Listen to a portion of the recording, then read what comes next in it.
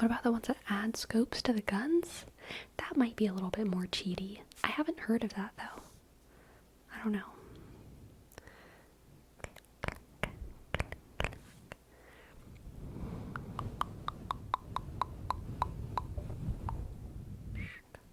Can you crack your wrists indefinitely? I cannot, but I can crack my thumbs indefinitely.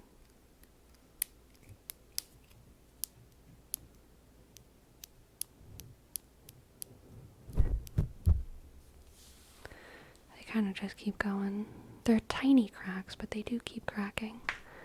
Click, click, click, click.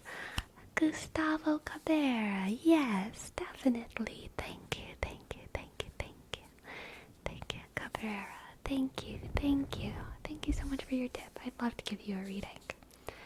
I'd love to give you a reading. Shika, shika, shika. Alright. Happy birthday. Happy 2025. Happy 25. Happy 25. What do the cards have for Gustavo? Gustavo. Gustavo. Gustavo. Gustavo. Gustavo. Gustavo. We have judgment, judgment, judgment, judgment. The 10 of Wands. Judgment, the 10 of Wands, and the King of Wands. Oh.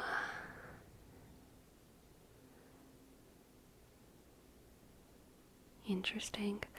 I think you're going to have a massive weight taken off your shoulders in the coming year, Gustav, and it's because someone in power is going to recognize how much work you've put into something, and they are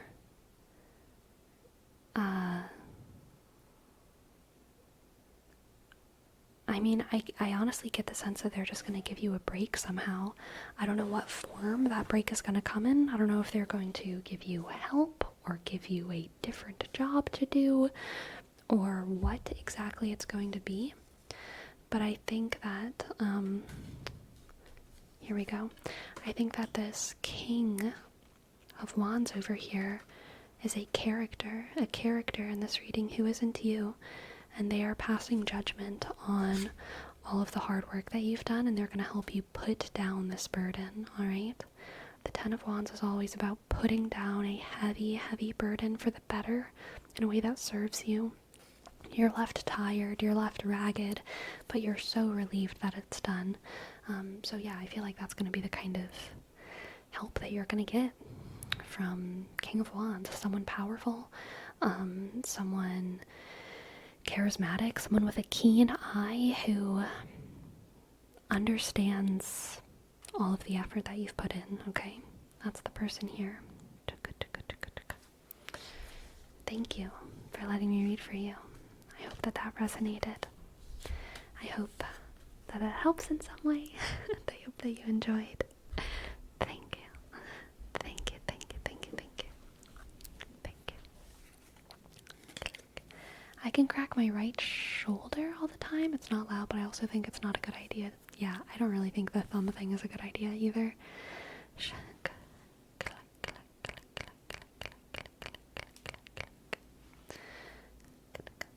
I'm glad that my joint cracking addiction isn't super bad, but I still know it's not that good, right? I don't know much about tarot, but I'm born October 13th, 1997. What could you tell me?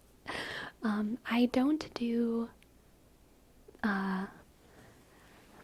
too much birthday astrology analysis on this stream. I will do general stuff, like talking about what different signs or what different placements could mean, but I'm not gonna, like, go specifically into, like, one person's birthday. Can you all touch your thumbs to your wrists? Like this? Like this? Like this? I can even crack my thumb at my wrist.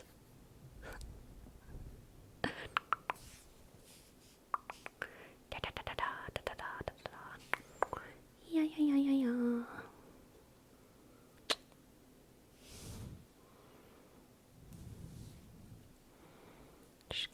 What about this guy? Can y'all do this one? This is like a little schoolyard trick.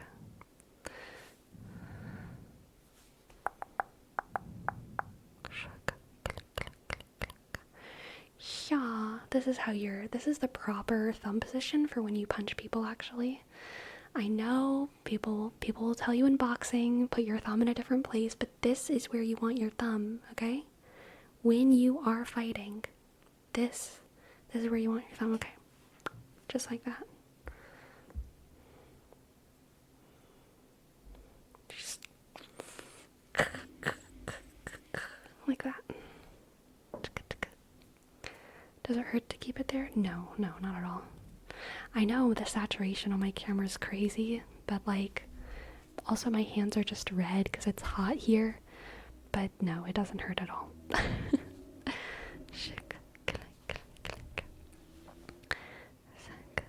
Yeah, because if you miss or they deflect your thumb, the broken thumb bones end up cutting them. Exactly, you understand.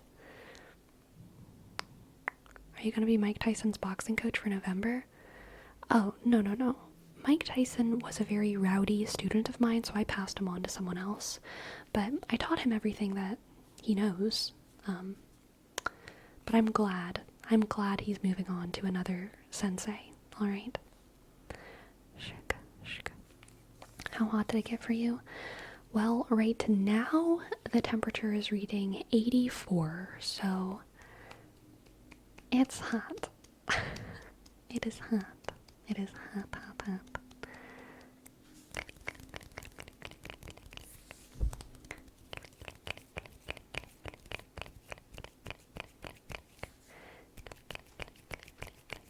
How much is that in Celsius? If I had to guess, I would say it's 36. But that is a complete guess. Am I close? Oh, 29. Damn, I'm off. Sorry, I exaggerated. Risa, hello, welcome. Thank you so much for the raid. Hello, Risa. Welcome, raiders. We are talking about temperature and weather and adults, and now there's a hair somewhere stuck. There's a hair stuck somewhere on my face between my glasses and my mouth and my eyes. There's definitely a hair in my mouth.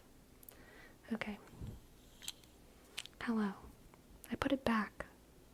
I don't know where it is. Whatever. Hello, Risa. Just gonna go. Welcome in. So glad to see you. I hope y'all had a excellent stream over there. I hope you're ready to chill. 3060 would be like 97F. That would be hell. So this is why my Celsius to Fahrenheit odometer is skewed. It's because I grew up in Louisiana where temperatures were regularly in the 90s, and I would talk to my European friends and they would be like, oh yeah, that's like 36 or 37 or 35 or 38. And so in my head I'm just like, I guess most temperatures, I guess when it's hot it's like 36. But I don't remember, obviously. Fuzz, thank you. Thank you for gifting a sub. Thank you, Buzz. P, click, H, U, sick, C, shk, 21. Thank you. It's always cozy over here. Aw, thank you, Risa. I appreciate it. Thank you. I'm British. 20 is complaining about the heat weather over here. Dude, you're telling me. There's nothing more obnoxious than having a ton of British friends when you're melting to death in Louisiana, okay? Melting to death while they're complaining about 20-degree weather. Oh, it just makes you want to crush them in League of Legends, okay? Alright. Fuji, we have a word rep for you. Fuji, Fuji, Fuji, Fuji, Fuji. Fuji focus. Fuji, Fuji, Fuji, Fuji, Fuji. And twitching Jason. Thank you for your sub. Thank you, twitching Jason. Twitching Jason. T click W I dot T sick C H click I dot N G shk J sk A sk S O shk N shk shk. Thank you, Jason. Fuji, Fuji, Fuji, Fuji, Fuji, Fuji, Fuji, Fuji, Fuji. Was where you were in Louisiana super humid? Yes. England was complaining about hitting 78 degrees last week. That's where I have my thermostat set. Damn. That's rough. Oh, England. When will they learn? When will they learn that if they want their cuisine to get more interesting, they need to get comfortable with it getting a little bit hotter? You know what I mean? Fuji, Fuji, Fuji, Fuji, Fuji, Fuji, Fuji, Fuji, Fuji, Fuji, Fuji, Fuji, Fuji, Fuji. What is the other name for kumquats? Someone said it the other day. I know that there's mandarin oranges, and then loquats are sometimes called Japanese plums, and then kumquats are also sometimes called like Asian country something, but I can't remember what it is. Kumquats are called like Taiwanese something, or Vietnamese something, or Chinese something, and I can't remember. Like Chinese orange? Are they called just Chinese orange? Ugh, I thought it was something more interesting than that. I guess that's fine. Fuji, Fuji. Fuji, Fuji. Fuji, Fuji. Fuji, Fuji. Fuji. Little Trappist, little Trappist. Here's your name trees. L-I.L-D click R-E-sk B-I dot S. Thank you. Thank you. Thank you, thank you, thank you, thank you. Does Asia, China, I guess specifically, actually like eat a lot of kumquats? Does anyone know? Also mandarin oranges. I assume mandarin oranges have something to do with China, right? But like, I know nothing about China. Shockingly little. The little I know about China is like mostly American war propaganda.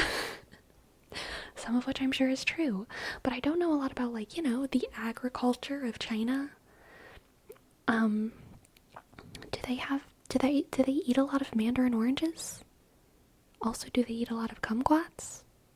What is happening over there with their citrus? What is the citrus situation of China? Little Sharky. Hello, thank you for your sub. A whole year. Thank you. Thank you. Thank you. Thank you. L-I.L___ S-H shug A-R click K I shug E shug little sharky little sharky little sharky shug little sharky little sharky little sharky little sharky. For my time working as a cook in a Szechuan restaurant, we used a ton of oranges. Okay, so oranges are a China thing. I mean, it's not like China has like a monopoly on oranges, but like, oranges are a big deal for Chinese cuisine. Okay. Both mandarin oranges and kumquats come from China. Gotcha. They're called golden oranges in Chinese. Kumquats are called golden oranges? Okay. I want to learn how to like bond with Chinese people by talking to them about the kumquats of Louisiana. Okay, that's my goal here. I want to be like, we have kumquats, but I want to say that in a way that Chinese people will understand what I'm talking about. So maybe I'll say kumquats, which you might understand as golden oranges.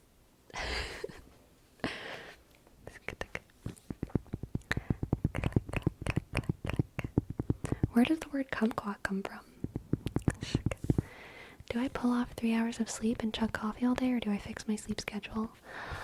Oh, fix your sleep schedule, Adaptal. Please.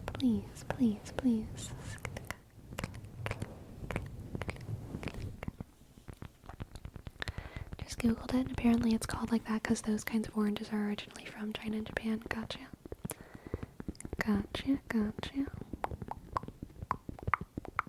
I see your freckles coming out. It's hot where you live too. Yes, it is hot where I live. And I went on a walk today too, so my freckles are definitely popping today. Kumquats originated in China, and their name comes from the Cantonese kumquat, meaning cam, golden, and quat, orange. Okay, wait. What do Mandarin people call kumquats, though? How do I say it in Mandarin? Is it still kumquat?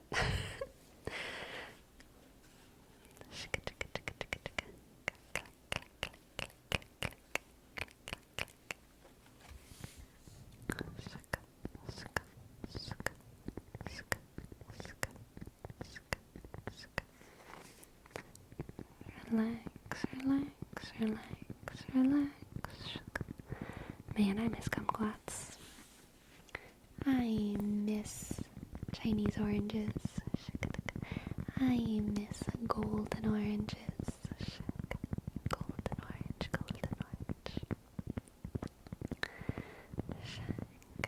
Mandarin is just Cantonese, but they made it easier. Gotcha. Jinju? I don't know how to say that. I know it's so different. Mist Wisp, thank you. Jean? Is it like Jean, like the pant, or like gin, like the drink? Probably like Jin, right? Not like J, but like a J. Jin? I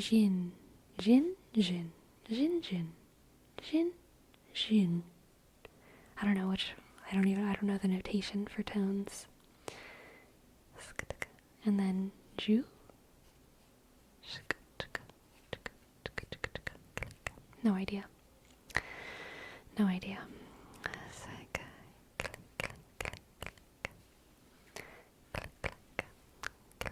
I think the meanings of the characters are roughly the same. I recognize the Jin as the character for gold. Okay, gotcha. Good to know. It's a tonal language, so you gotta learn the pinyin first before you can even say their words. Dang. Guess I'm never gonna be able to talk about kumquats to a Mandarin person.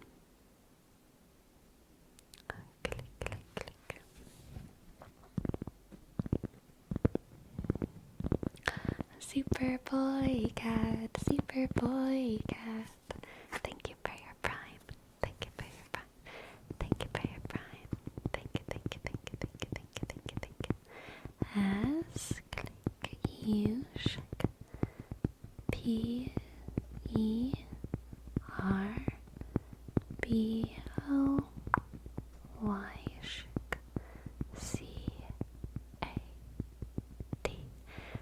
you.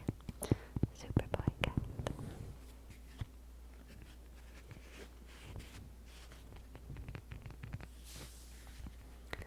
Click. Hello, Ren Siren. Hope you're doing well today. My phone is overheating from the heat. Oh gosh. I need to go on a rant. I've realized something about myself, like in the past 2 or 3 months. I've realized that I'm still following the arbitrary, dumb rules of boys who've told me the proper way to do things whenever I should not care. like like like random things that, like, okay, I feel like let me be specific. I feel like guys, certain guys, and I'm sure some girls do this too, okay, but in my experience it's been something that mostly guys have done to me. Guys will have oddly specific hot takes about the proper ways to do things that are like that actually don't matter too much.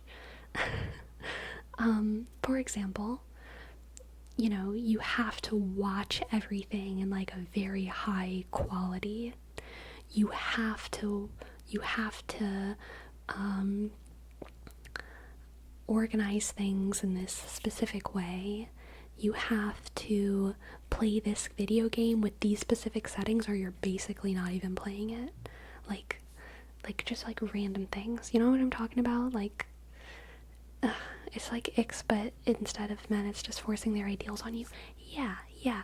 And like, so I've been receiving messages like this from people for my entire life, from the time when I was like in elementary school, and like people would be like, why do you take the pen off your thing and put it on the side? It should be on, whenever you take the pen off, you should obviously put it on the back of your pen because it's more efficient. But like, why am I still following the rule of like Tommy in 3rd grade? Why am I still following these rules of like these people who are completely irrelevant to my life, and I'm just like habitually doing it? You know what I mean? Like, I don't even care who they are. I don't even care about them. And it's, oh my god, it's the male gaze. Oh my god, it's literally the male gaze, except instead of it having anything to do with my body or my appearance, which is how it's usually talked about, it's like I am afraid sometimes of doing things in a way that I know some tech nerd video game guy would disapprove of me doing the thing. And it lives inside of my psychology. The way I do things, okay? But for the past like 3 freaking years, for my whole life, I've never used Bluetooth headphones or Bluetooth earbuds because some guy I don't even remember who it was first, but some guy, and it's been iterated a couple times since then, told me like,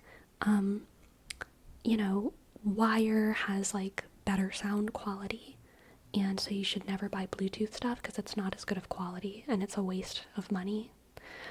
And I just realized today, while I was on my walk, that in all of the years since I've had the option of buying Bluetooth things and never having bought them, I've gone through like 10 million different wired things and dumb adapters for my iPhone because they always break, because I am a very mobile person and I use wired things like while I'm on runs, while I'm on walks, while I was working at the bakery, while I was working at other restaurants. So like stuff gets broken and it's like it breaks. And I just realized today while I was on my walk and my headphones were breaking again. Now they only play on one side, which annoys me a lot.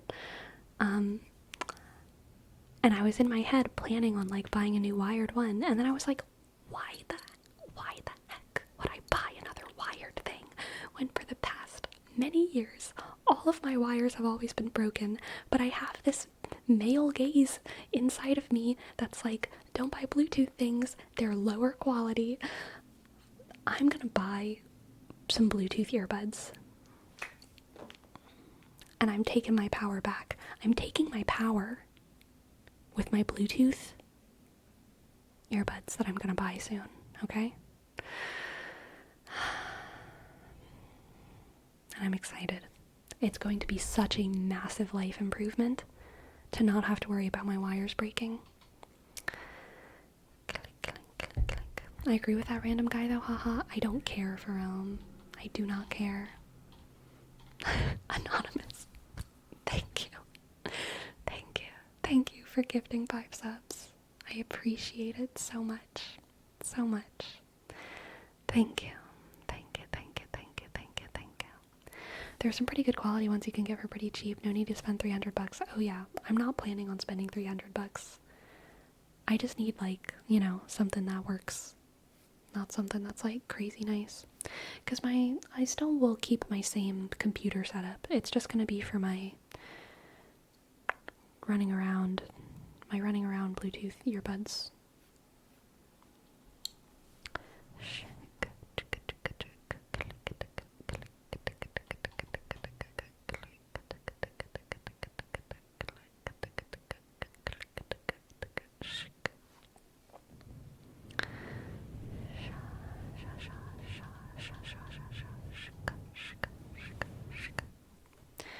Are you an earbud girly or an over-ear headphone girly?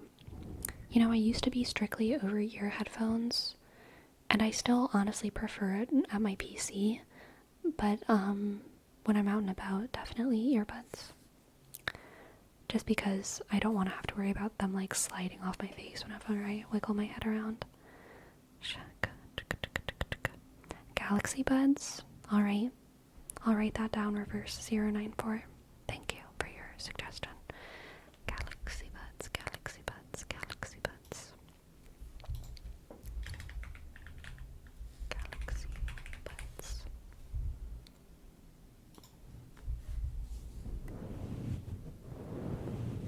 Hello, Condorcito. Hello, hello, hello, hello, hello. Shaka, shaka. Tautronics. Sound Liberty. Alright. Copied and promptly pasted.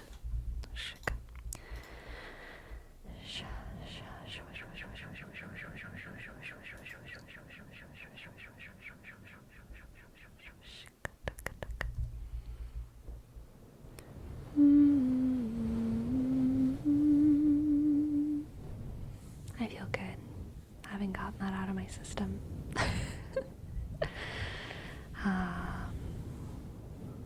I'm a free woman.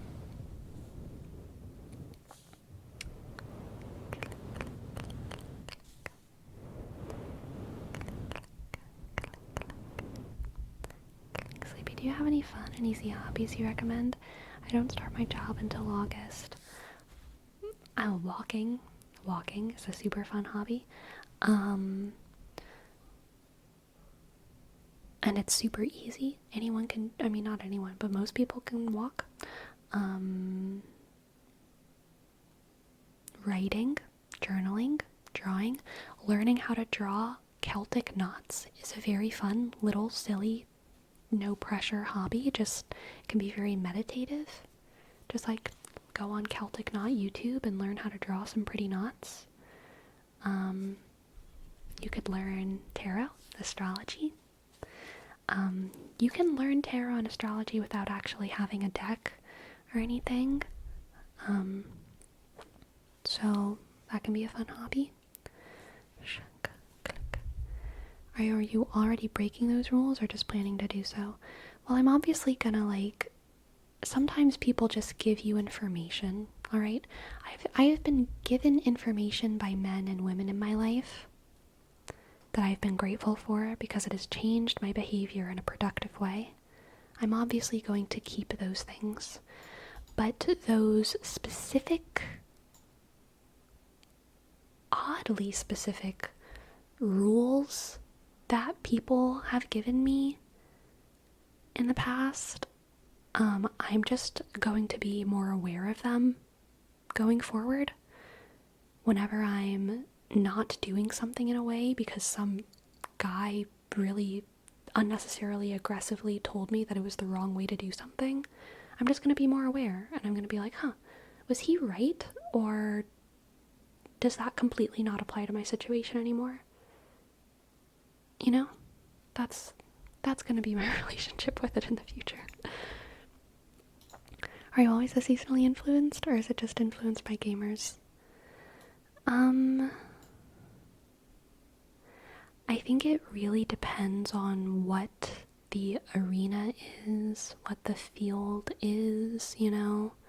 But when it comes to tech stuff, because it's not necessarily my wheelhouse, I'm definitely easily influenced. The catharsis of shirking off the male gaze. So true. So true.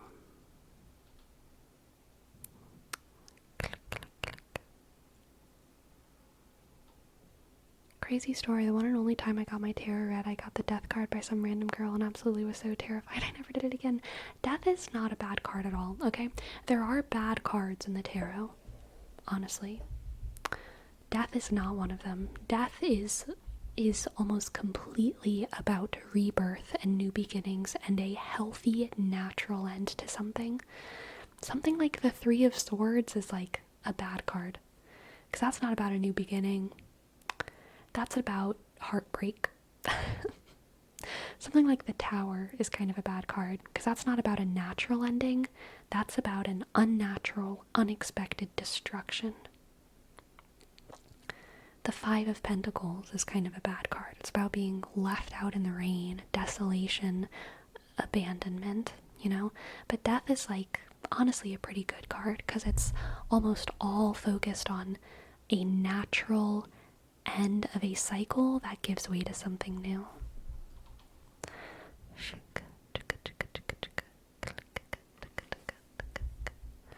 I feel that sometimes we make these rules because more than one person said the same thing.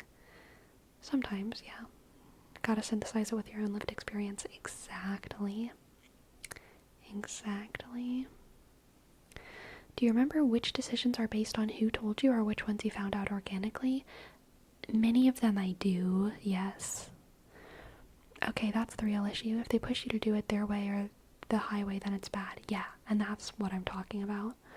If they mention it just as a suggestion for you to decide, then I think it's fine, and you can always refer your decision at any time. I agree with that. Being given information by people who know more than me about a certain thing, totally welcome, totally fine. But yeah, whenever it's just like, you should never do things this way, blah, blah, blah, blah, blah. Is Hanged Man bad? No. Hanged Man is usually about patience. It's usually about patience and inaction being the right choice. It can sometimes be about guilt and shame and punishment. Like having to watch the,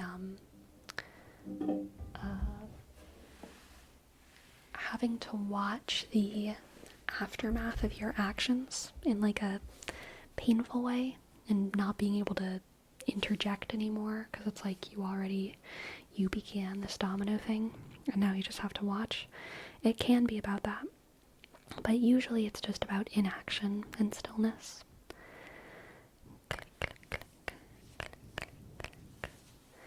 Do you believe in mediums? I do. I'm sure there's many people who fake stuff, but I do believe that mediums are a thing. I don't think it's good to contact the dead, though, so I don't really think that the work of mediums is not something I would ever feel interested in participating in any kind of way, because I don't like the idea of contacting entities. I just don't like to contact entities. That's basically it. Because it's extremely hard to tell the difference from, in my belief system, it's almost impossible to tell the difference between a ghost and an angel and a demon, because all of them could be a demon. All of them could be a demon. You shall know them by their fruits, right? If there's good fruits, then like maybe it was a good experience, but it's kind of like not really worth it, I think, to call upon those things, to invite those things in, because you just don't know what you're inviting in. Yeah.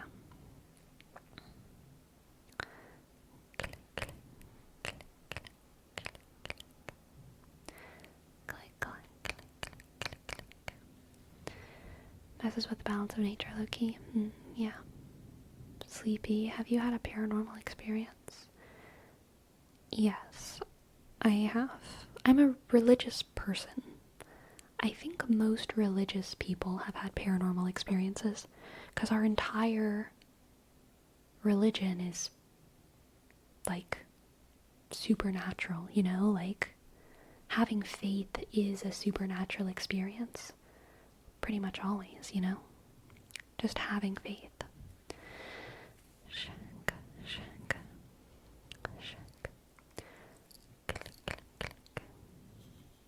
Thank you, Pharaoh. Thank you for your tip. I am trying to be more assertive when I deserve to be.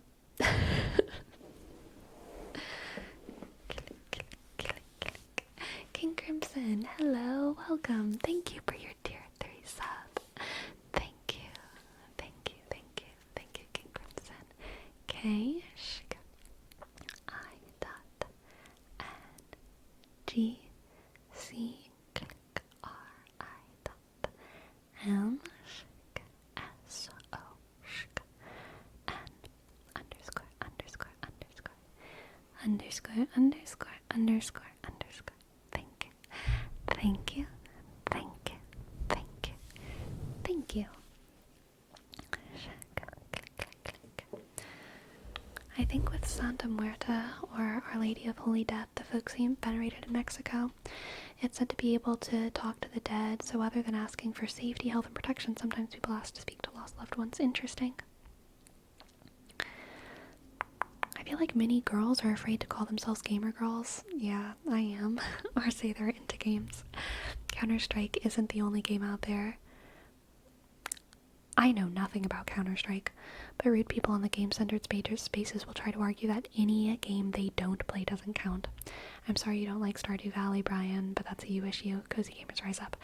So very true. Very true. Vulpine Berry. The fact that, like, girls' sports are not considered sports, girls' games are not considered games, girls' work is not considered work.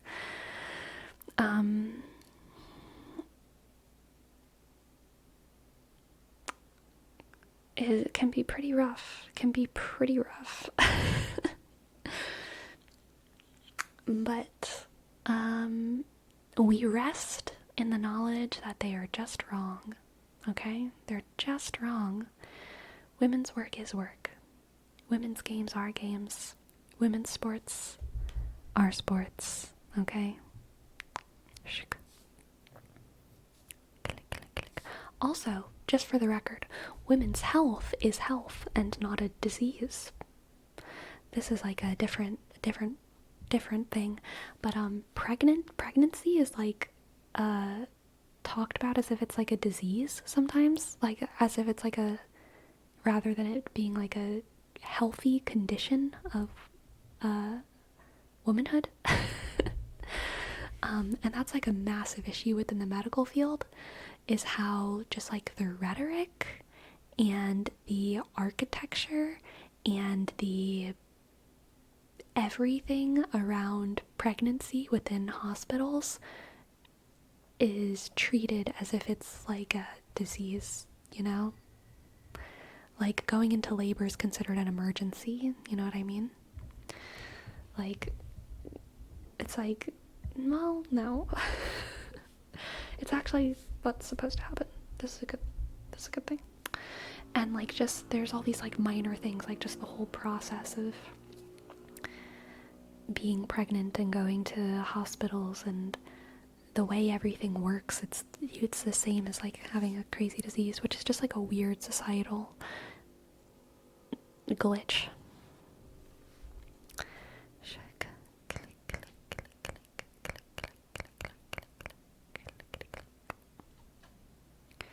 I always wondered if they're just discrediting those games they don't play because they're afraid their gaming space wouldn't be only theirs anymore.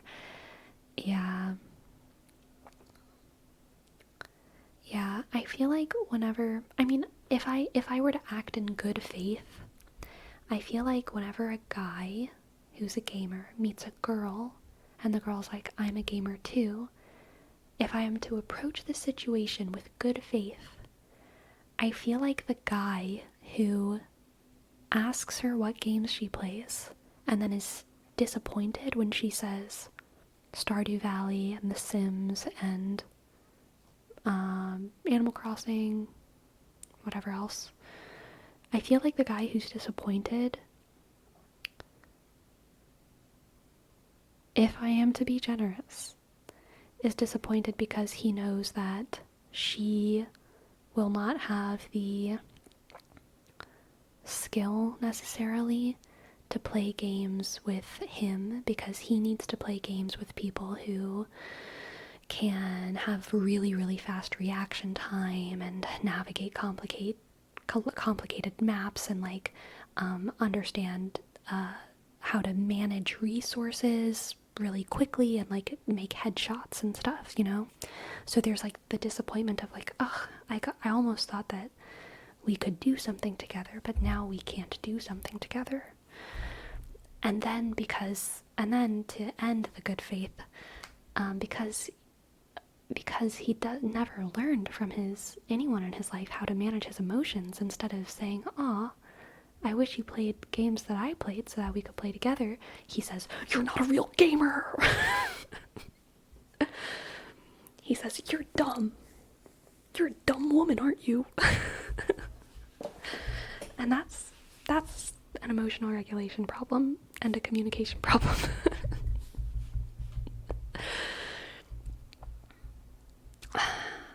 I would like a version where a girl's like, I'm a gamer, and then the guy's like, I'm a gamer too, and then the girl is like, what games do you play? And then the guy is like, Call of Duty, Counter-Strike, League of Legends, and then the girl is like, ugh, those aren't real games. No, I wouldn't like that in real life. I would just like it as a bit. Because there is skill involved in like The Sims and Animal Crossing and The Sims, Animal Crossing, what is the other game that I mentioned? Stardew Valley, there we go. And the skill has to do with long-term commitment, which, you know, classically is a thing that some guys have issues with. But the skill is in long-term planning, long-term commitment. The skill is in that there's an actual skill to emotionally attaching to different kind of characters and story arcs and making your own goals in games. Like, there's skill involved in saying, I want to have an island that has apple trees and lemon trees and everything is going to be designed in red and yellow, and I made that goal myself. Rather than just like, oh, the game told me to kill those people, so I'm just going to kill those people and get an achievement for it. You know? It's a different kind of skill. And it is a skill. Like, we are gaming here. We're just, you know, doing things a little different sometimes.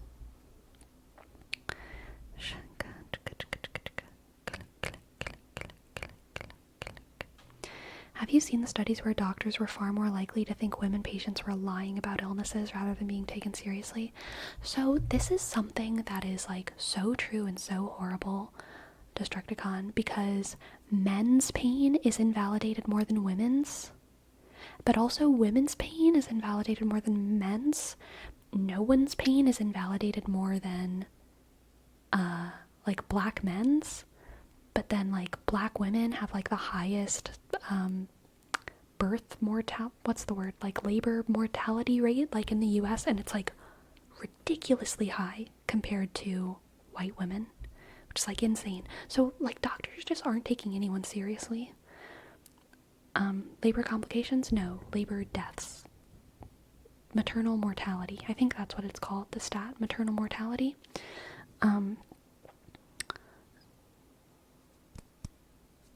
So like doctors just aren't taking anyone seriously, which is crazy. But it's sad because like doctors are good people. It's an issue with medical labor. We need time in life to be emotional, empathetic beings. Like, we need time. And doctors are taught in schools, especially if you're a first responder, you are taught to not emotionally connect. You are taught to not emotionally connect to your patients because you can't do that and be a healthy first responder. You are taught to not emotionally connect with the rhetoric of always remember it's not your emergency. It's not your emergency, it's theirs. It's not your emergency. Just keep going. That's what you're taught. And so doctors and first responders, they kind of have to have this attitude in order to get through their days sane. But also, clearly, it has horrible repercussions for the patients. And the solution here is we need more doctors. And we need less sick people. And we need more time. And we need a more integrated medical system that isn't so removed from real life, you know? Like, having personal relationships with doctors, I think, is good and important, and it's not a privilege that most people in the US get to enjoy. Our doctors are strangers to us. They're like scary strangers. Shaka, shaka, shaka, shaka.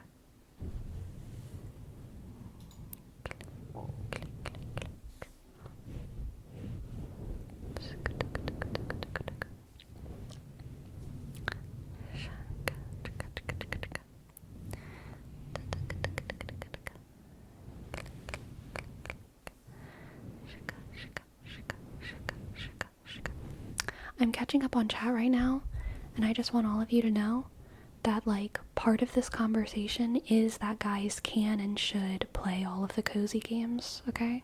So, like, yes. Yes. Yes. You're not the problem. Of course, if you don't enjoy those games, you shouldn't. The moral of the video game conversation is all of us should play games that we enjoy and not invalidate the games that other people enjoy. Okay? Click,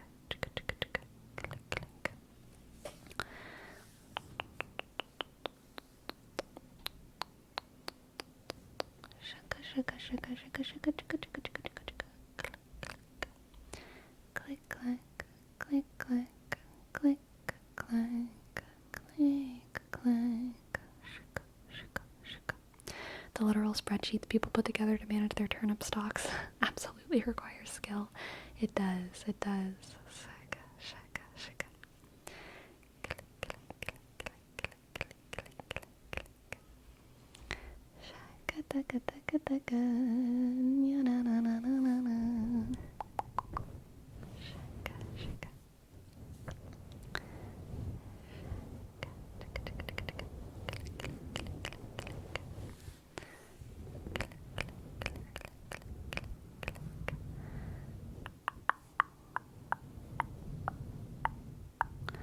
I think it comes down to game genres and that kind of narrow mindset of insisting on just one is in particular is pretty crappy, whether it comes from a guy or the girl. Actually, gamers have played so many diverse things. Yeah, I agree. So, like, I have played Stardew Valley and The Sims and Animal Crossing. Of those three games, the one that I enjoyed the most was Animal Crossing. But none of those games are among my favorite games. And cozy games generally aren't among my favorite games. My favorite games are League of Legends and Skyrim and Hearthstone and Darktide. I really enjoyed Elden Ring.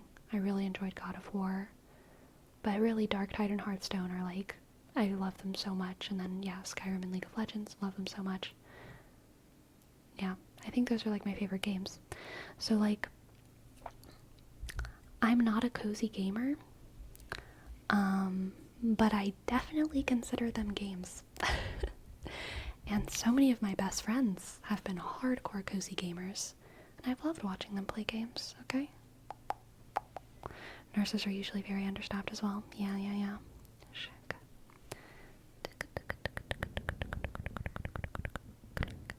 Agree, we're definitely lacking doctors, and it's hard at times to forge a strong patient-provider relationship, but definitely an essential component to great healthcare. Right. Thank you, Breath of Moonlit Air. That's a very pretty name you have. Very elven. Sounds Tolkienish. Gotta confess, between guys we sometimes make fun of other playing those kinds of games, though. Yeah, that's shitty. On a happy note, I do love how much work and effort we put into the first responder systems. All you need is to hear sirens, and 90% of people, no matter where you are in life, know what to do to help the person in need, especially while driving. That's true.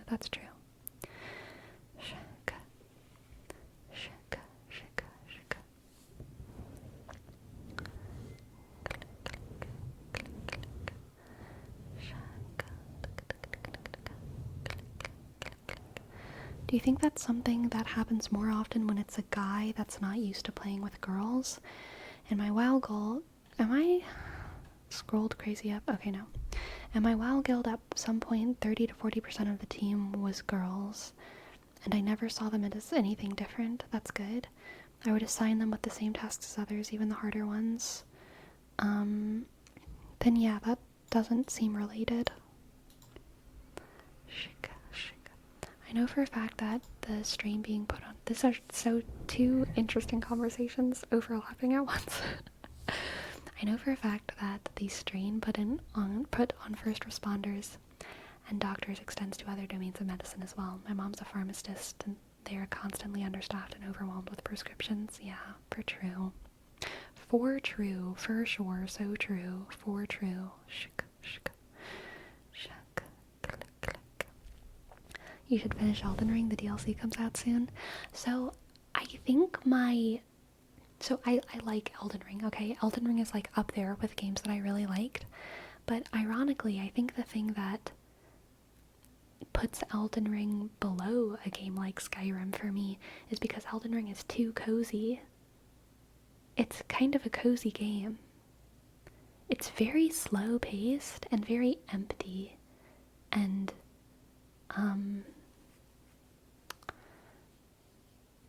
it feels, I don't know how to describe it.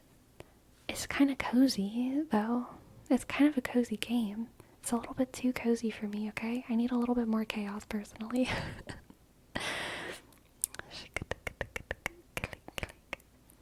Which one? Elden Ring? Yeah. It's not aesthetically cozy, but like the playing the game, the style of the gameplay. Have you seen the I've played Elden Ring, bro. Yes, I've seen the bosses. It's not aesthetically cozy, but it is like play style cozy. Sorry for this horrible beep. I don't know what it is.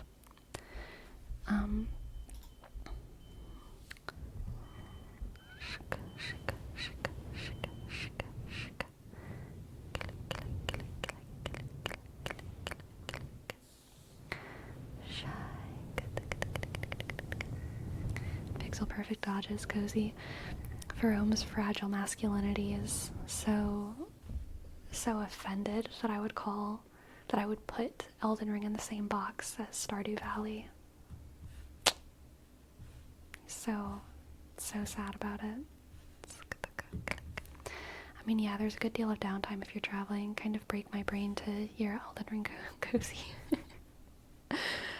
Yeah, I understand why. It's obviously, it is different. There is a lot of combat and a lot of battle, quick thinking, reaction time stuff that you need to do in Elden Ring.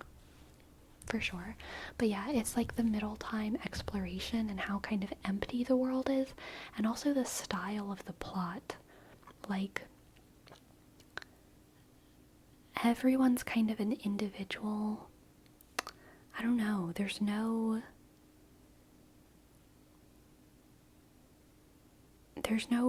really battle.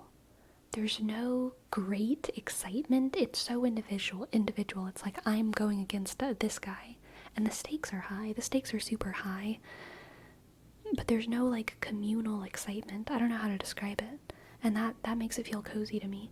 Because in cozy games, you're always like walking into a shop and talking to one person, and going into a field and talking to one person, and then like wandering off into into the city and talking to one person, and it's like very disconnected kind of. And then I feel like a lot of non-cozy games are just like, like League of Legends, like everyone's going at each other. Or even something like God of War has like multiple character interactions and points of views that are like, people are going, it's not as cozy because it's not as separated. I don't know how to describe it. There's a certain warmth about playing Elden Ring. Yeah, there is. It's so well made that you can take it as fast or slow as a pace you like. I think most people wouldn't think of it as cozy because they tend to go quickly through the bosses. That's fair. I always love the themes of Dark Souls games. Everyone's fighting to keep it burning just one more day with the hype. With the hope. Right. Compartmentalized? Yeah, that's a good way to say it. Breath of moonlit air. That's a good way to say it. I think you may be too used to the rush of games like Darktide where there's no stop. I mean, I'm not just comparing it to Darktide. I'm comparing it to God of War in my head. I'm comparing it to Skyrim in a big way in my head. I'm comparing it to League of Legends, Battlegrounds, Call of Duty.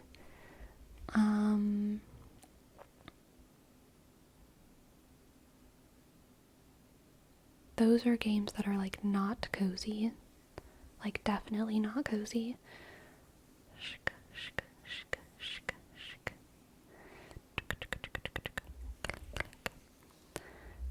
I'm playing Dark Souls right now while listening to this. Yeah. Now, to be clear, if one of my friends was like, hey, I want a new cozy game, what would you recommend? I would not recommend them Elden Ring. I'm just saying that when I played Elden Ring, I kind of felt like I was playing a cozy game.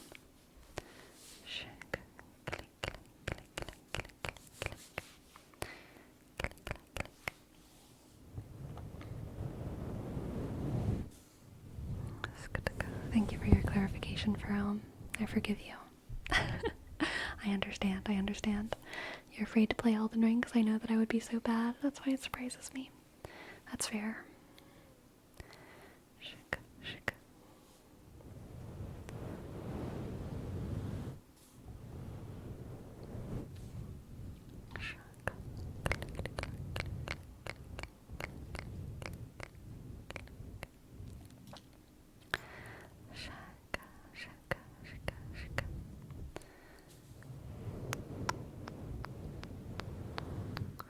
Also, all the characters speaking like they do ASMR is cozy. That's true.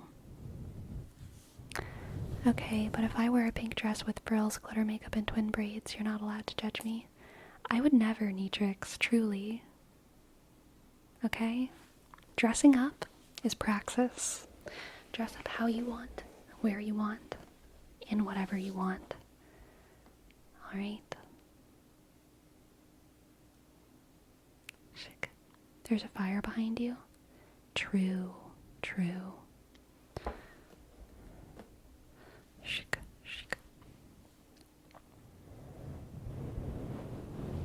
Hello, random misbrains. Hello. Chat is extra cute today. Absolutely adaptable.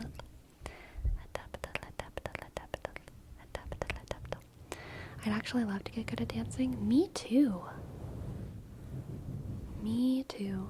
And also, like, dancing being like a gendered activity is like so hilariously American.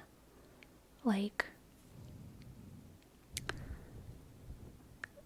even subregions of America recognize that like men and women dancing can be like very masculine and very feminine. Guys don't dance over there. They dance less, depending on your region. Um, but yeah, like I feel like in a more global sense, like men dancing is like masculine, and also women dancing is like feminine.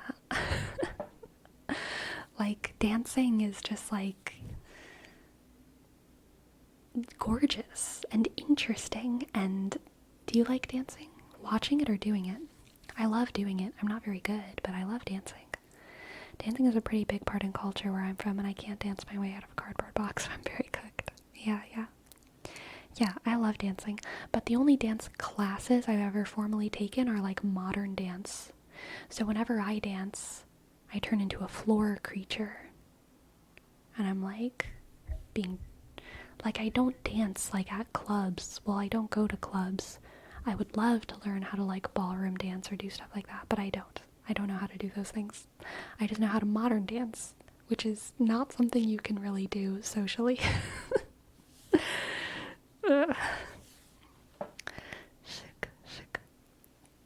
I commit dancing with the best of them. Very good. Very good. I like watching how people from the 50s, 70s danced. Yeah, yeah, yeah. I guess I know a little bit of like Cajun dance, Cajun two-step. I'm very bad. I think I could never learn it. Other than that, the usual, just moving side to side to pretend. Yeah. So like in a lot of Cajun dance and like probably folk dance more broadly, but I'm not sure. Like the man leads the dance, and they lead. If you're a woman and you're dancing with a man who knows how to dance, you don't need to know anything. And that's kind of how I grew up dancing. Like in Louisiana, I would be dancing with guys who knew how to dance, and I just had to follow. I feel like I couldn't do it by myself. I don't know how to lead a dance. I wouldn't know what to do.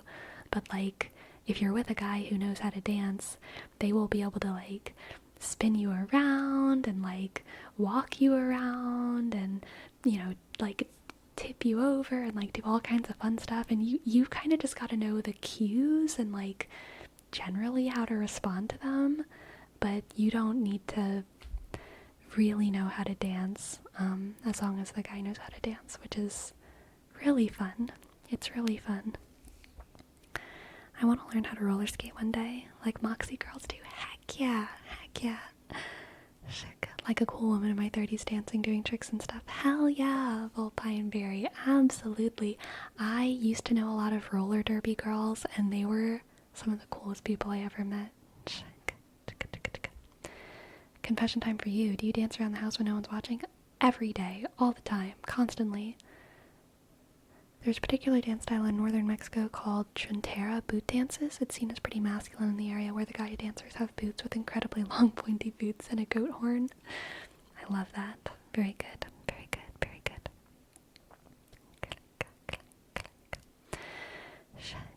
I had a girlfriend a long while back that got me into dancing. She taught me how to do proper moonwalk backslide. Yeah. I love dancing bachata. Nice. It is break time. Time to dance for 5 minutes. Absolutely true. Thank you, Destructicon. Alright, my friends, I will be back in five-ish minutes with more tingles, okay? Be back soon.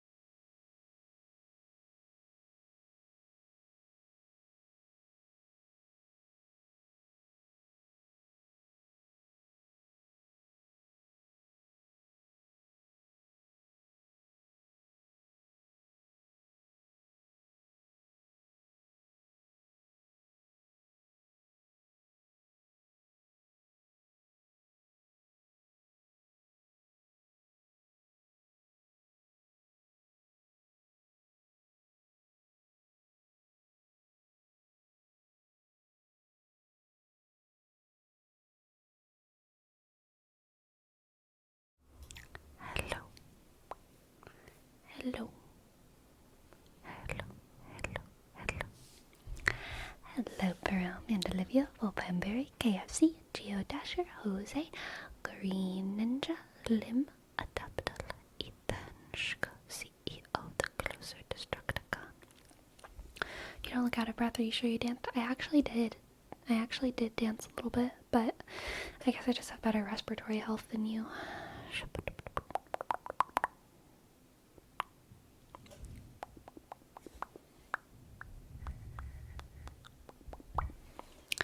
What song are you dancing to? So Much Better from Legally Blonde, but I didn't play it. I was just singing it in my head.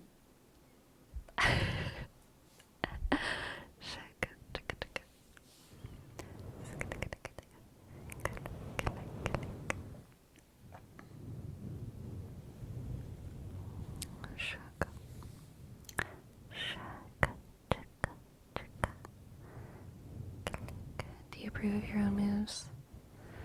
Absolutely, okay. I don't really do moves, I just like theater dance, you know? Like I'm basically just like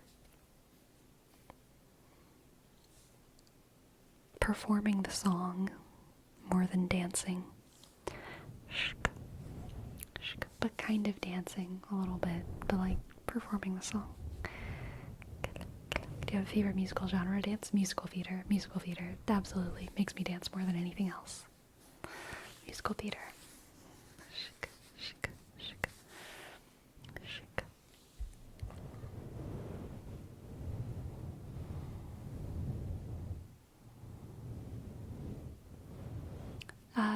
Zydeco also makes me start wanting to dance around a little bit.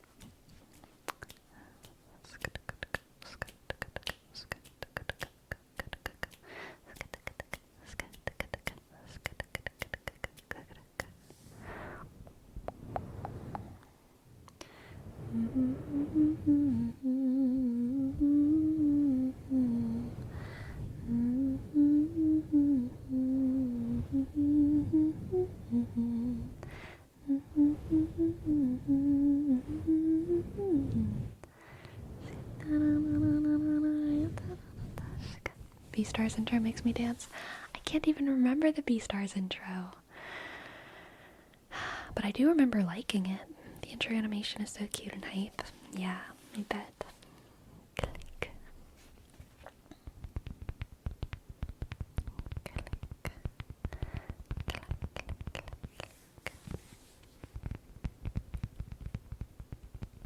So, speaking of walking, I went on a long walk today, as I so often do.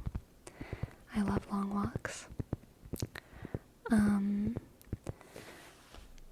I think before I'm 30, this is something that I've fantasized about for so long, and so I'm going to say it out loud now, because maybe that'll make it more likely to happen. But before I'm 30, I want to walk across the entire US. Like on a giant hike for like probably over a month.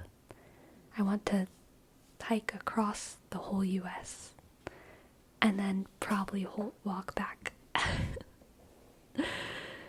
Before what age? 30. 30. Okay, Forrest, basically, yeah. Okay, listen, it's gonna take a year or two. Alright, I'm ready. Walking, don't have air conditioning. I mean, I could stop along the way.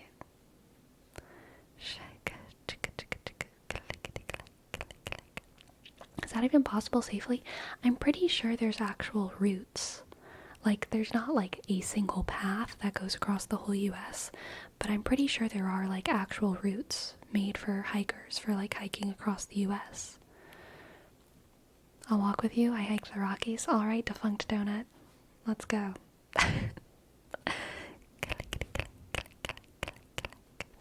Ever planning to run a marathon? No. I just want to walk across the US. I would strongly advise going south to north during spring. I'm not south.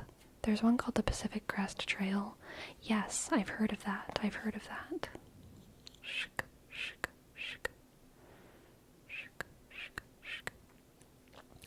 Appalachian would be a good starting point, but I'm on the other side.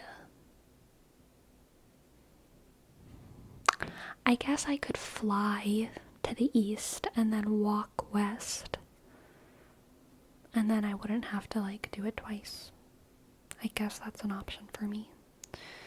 But yeah, either way. Or I can walk east and then walk west. That's true too.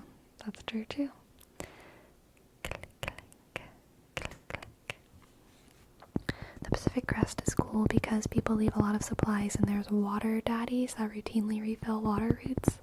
That's nice.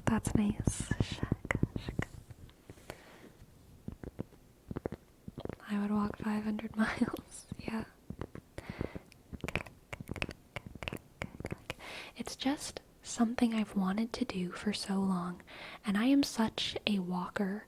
Whenever I go on a long walk, I'm usually talking about walking about like anywhere between 4 and 6 miles. It's a good bit, and I do it usually 1 to 3 times a week, and it's just like fun, and like, yeah, I'm gonna go on a long walk today. And I know I've gone on hikes where like within a day I've done like maybe 10 miles, but I've never really had an opportunity to do more than that, and I would love to. There's this one YouTube that has a series of her walking through it all. Nice. I think I knew someone once who did, I'm not sure if it was the Pacific Crest Trail,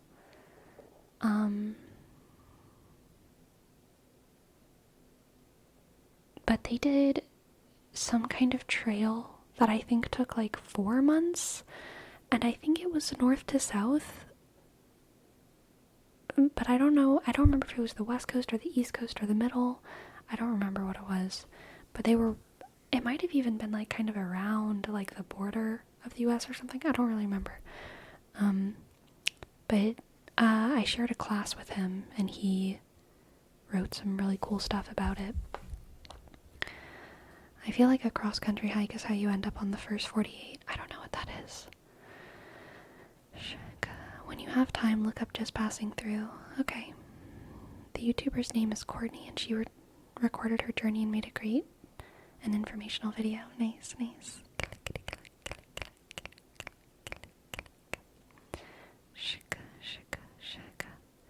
There's also an overlanding trail that I want to do. Yeah, overlanding is cool. Okay, Flipster, I will do this word rep. Hairy, oiling fish that slide off your hands that bite you at night. Very strange word rep. Hairy, oily fish that slide off your hands that bite you at night. Hairy, oiling fish that slide off your hands that bite you at night. First 48 is a show about the first 48 hours after a murder. Oh, I don't have to worry about that. Hairy, oiling fish that slide off your hands that bite you at night. I have a hairy, oiling fish that slide off your hands that bite you at night. You think a murderer is gonna want to mess with me? Okay? I have a hairy, oiling fish that slides off of my hands and bites you at night. Okay? Hairy, oiling fish that slides off your hand and bites you at night.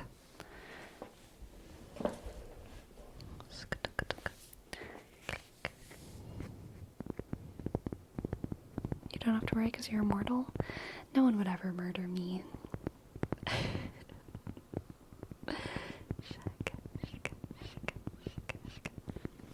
If a stranger approaches you, just repeat that phrase and they'll back off instantly.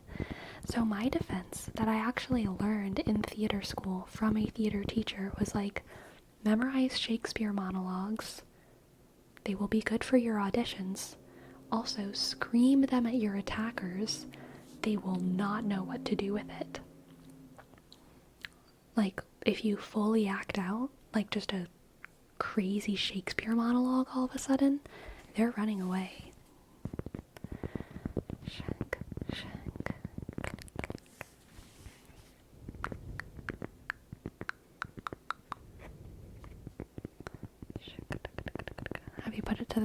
Have you put this into practice to test it? No, no one's ever tried to attack me. Which is great. Although, I kind of feel like I had a close call the other day, but not really, because I was driving. The weirdest thing happened though.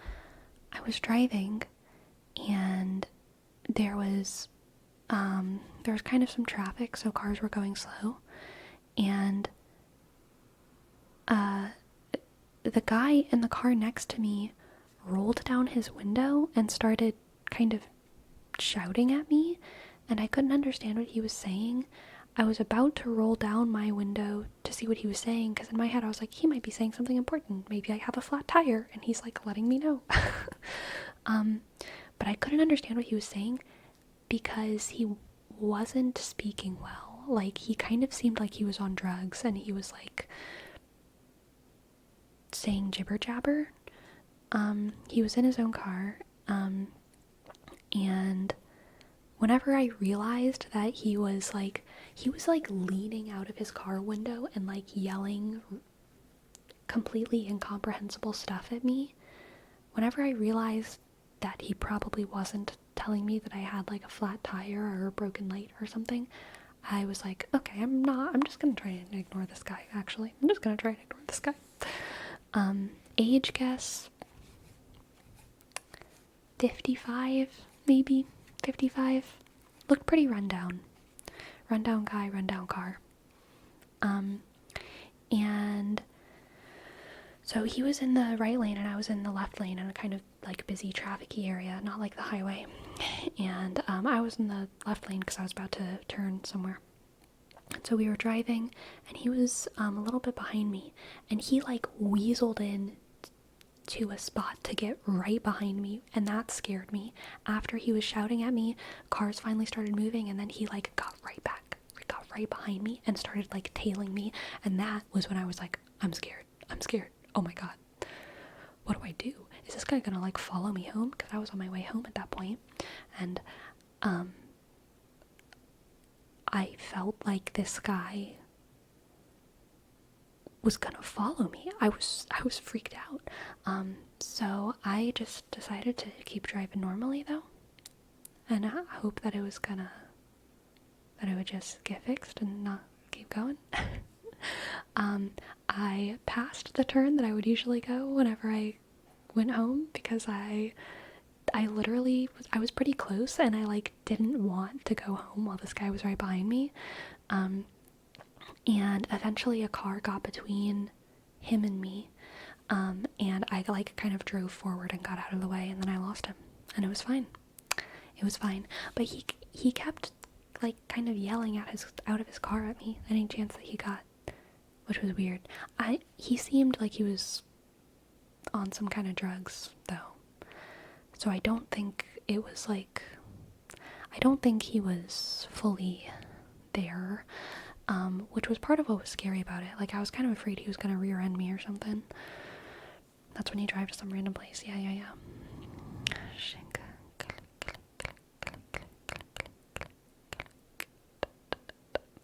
People crazy out there. Yep. Do you remember what he was yelling about?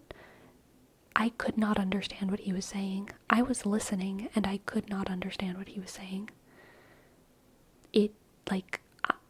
I'm not sure if he was mumbling or if he didn't have teeth, but either way, it was impossible to understand what he was saying. Biosocial. Thank you for gifting us up. Biosocial. Thank you. BYSOCIAL.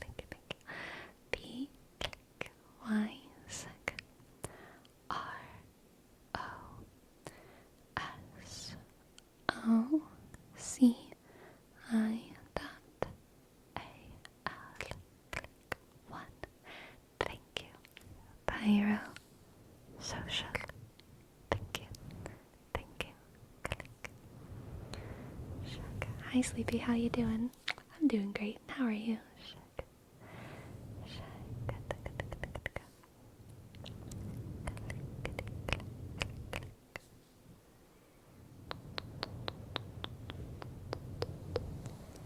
Koru Summit, here's your name trace. K, shk, shk, U, shk, R, U, click, S, A, M, A, T, shk.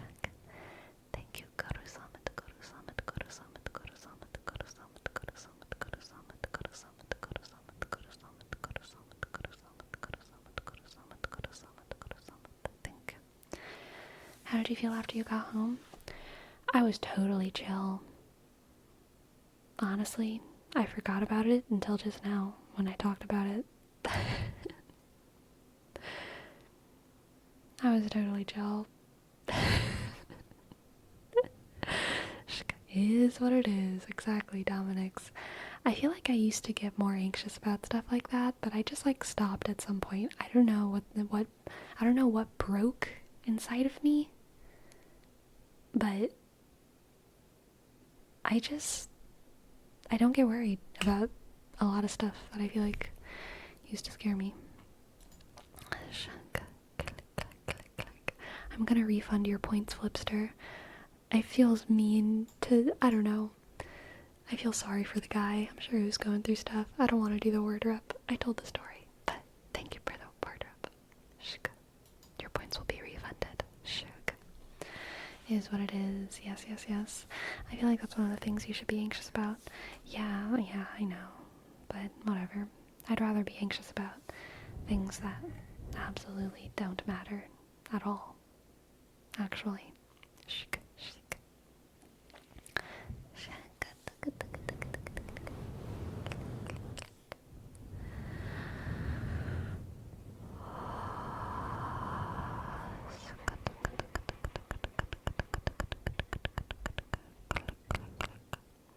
Yes, bro. I know.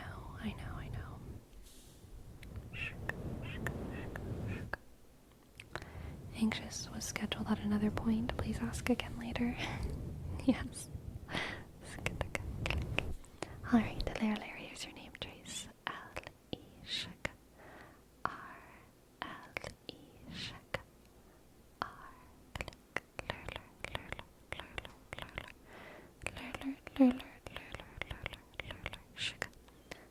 I know, for real. I wasn't taking it in a bad way. I just know. Most women are taught the how to tell if a guy's following you lesson when they're like 4 years old.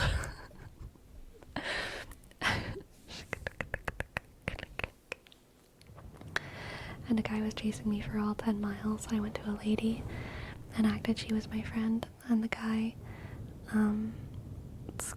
said I did a thing to him, which was, wait, what? That's wild, Flipster. That's wild. I'm defending myself from the Dester slander. That's fair. 4 is wild. I remember definitely being taught by the time I was 6. But by the time I was 4, I was given lessons on like what to do if a stranger did X, Y, or Z thing, for sure. The how to tell if someone was following you, probably that didn't happen until I was like 6. Like until I could kind of like walk around by myself a little bit. But like being taught to scream and stuff, and being taught to like say no to strangers, and to tell strangers that I needed to throw up, or that I needed to go to the bathroom, like that kind of thing. Like if a stranger talks to you, just like say that you're about to have diarrhea. Like my parents taught me that when I was like 4, 100%, which is good. Good parenting.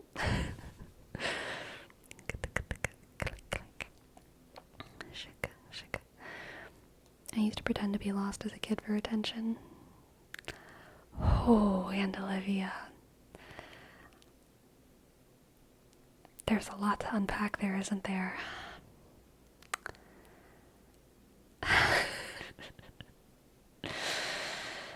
I'm so glad you're safe. I'm so glad you're safe.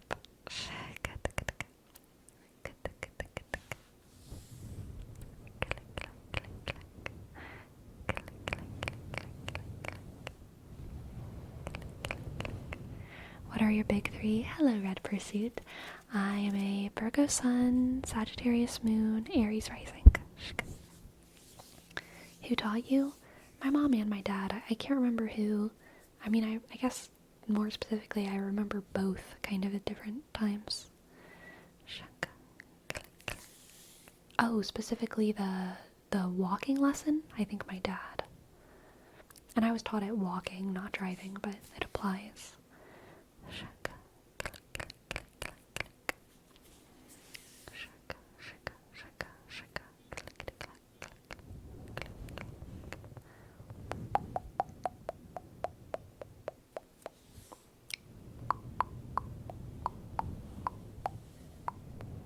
For Rihanna, we have a word wrap for skedaddle, skedaddle, skedaddle, skedaddle, skedaddle, skedaddle, skedaddle, skedaddle, skedaddle, skedaddle, skedaddle, skedaddle, skedaddle, skedaddle. Did you ever have to use that? So I didn't, but actually once my cousins, my aunt, and my mom and I all got into this taxi in San Francisco. And it ended up being, the taxi driver was unhinged and crazy.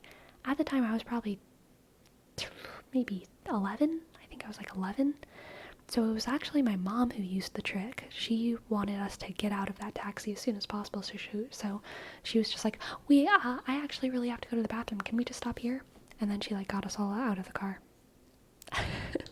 But it was crazy. I do remember the crazy taxi ride. Yeah.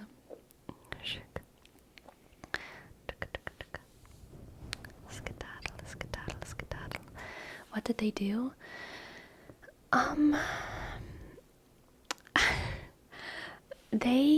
So first of all, they were driving in a totally crazy way, like weaving in and out of traffic and running red lights, and speeding.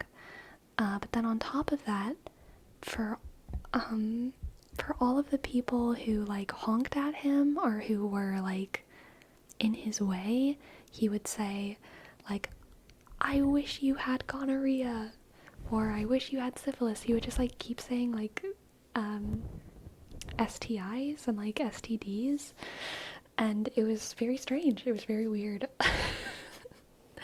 And my mom was like, we need to get out of here right now.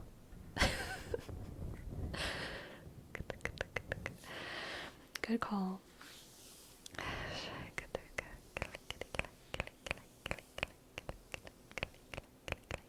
I'm glad you like those shorts, Minnie. I don't have any plans to do them right now, but I loved making them, and it's always possible for the future.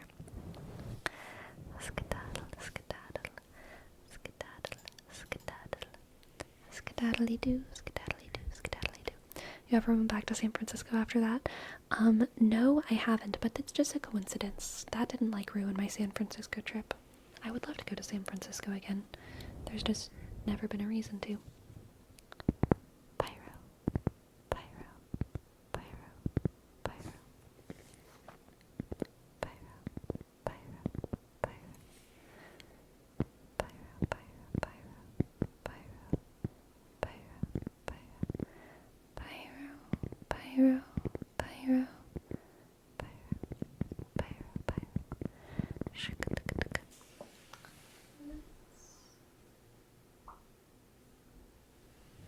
Get a little bit brighter. The sun's going down.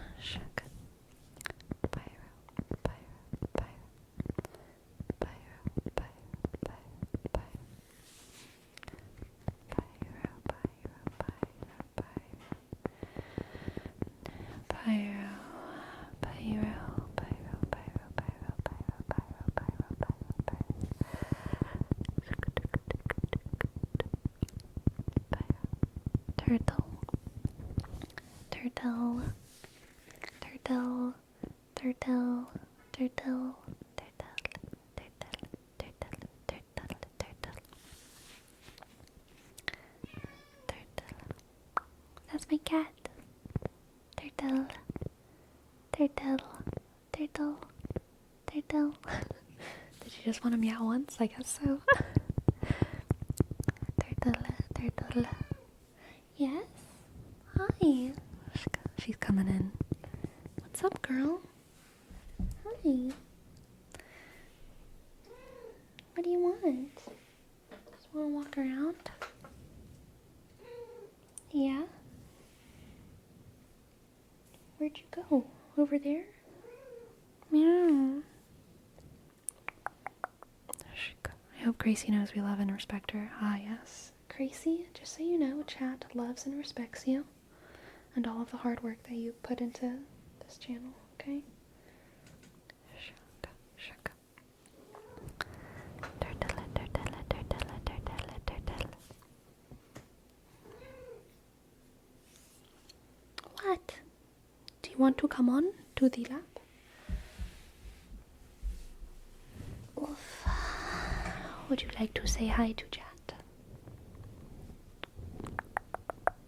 She has some allergies acting up right now. That's why her eye's kind of weird. But she says hi.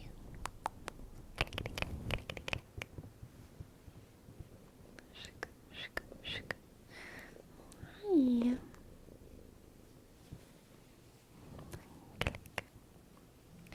For Dusk Bay, we have a word wrap for palapple.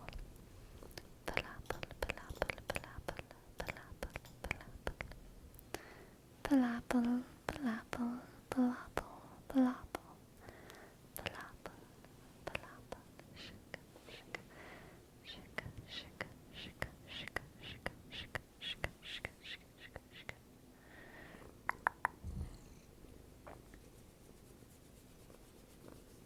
Sleepy, now that you'll become an even earlier morning person, what do you feel different from your late night schedule? Which one do you like more?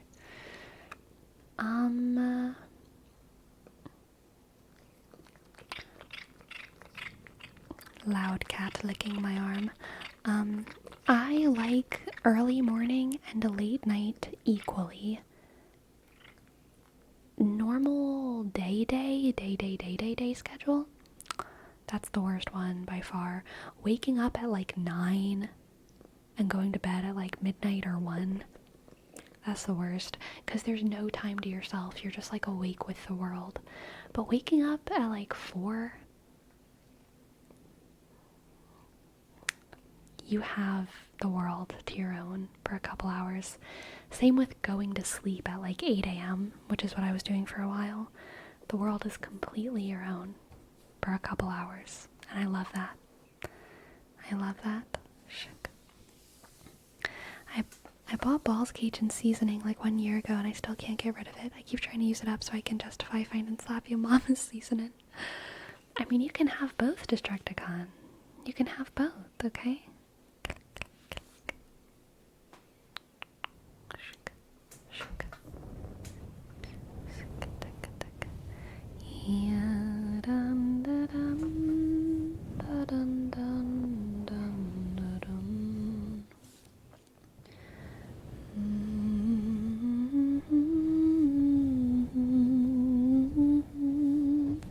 Do you feel anything different between both schedules, or do you think they're about the same, just different times?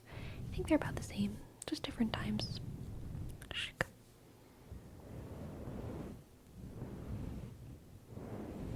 You said Slap Yo Mama's was better, so do I need the inferior one? Slap Yo Mama's is not as good as Tony Sachery's. Tony Sachery's is the best one, and that's the one that you need, okay?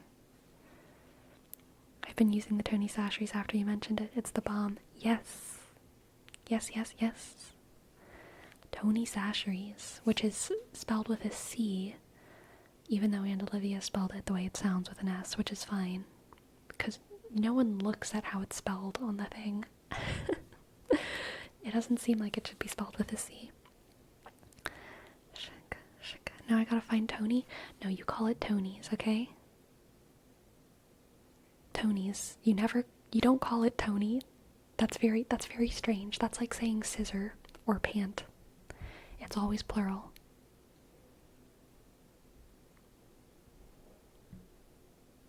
Tonys, please. As someone who's Cajun, I can confirm this take. Thank you, Blaine. What a good Cajun name, Blaine. I can picture you. Camo. I can picture you in your camo. With your four-wheeler, okay?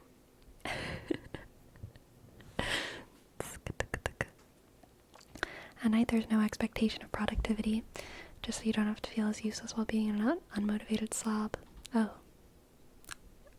I think that's, a stigma against night shifters. The world full of dedicated night shifters who are misunderstood and very hard workers.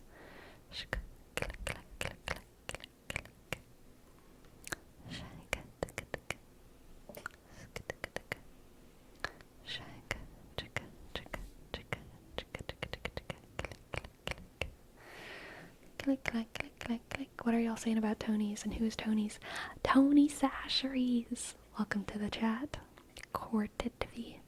Sag Moon, Aries Rising, Virgo Sun. You value truth, hate lies, detail-oriented, and can be blunt at times.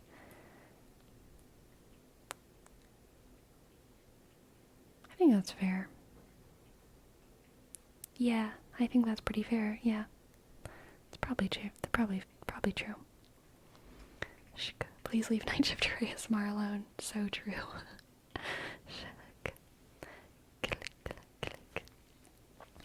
Night Shifter ASMR because he streams at night, not because he shapeshifts at night. None of us have actually seen his true form. We've only seen him as a shifter.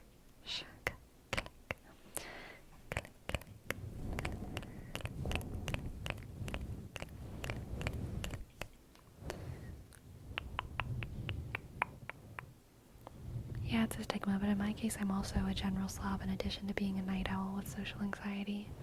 Interesting. Okay. All I'm saying is I've never seen Night Shifter and Superman in the same room together. It's true. It's true.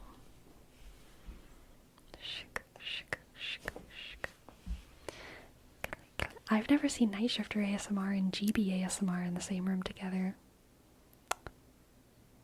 Now that I think of it. Now that I think of it.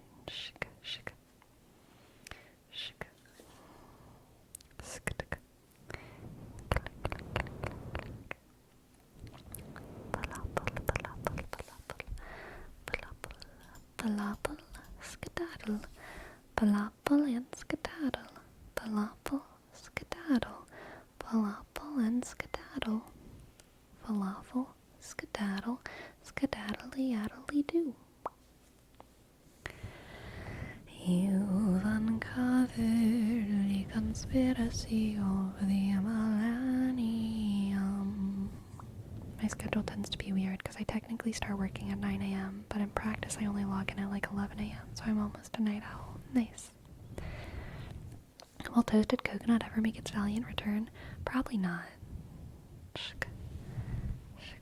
I've never seen you and Night Shifter ASMR in the same room. I've been in their chat before. And they've been in my chat. Sleepy, I have an academic question.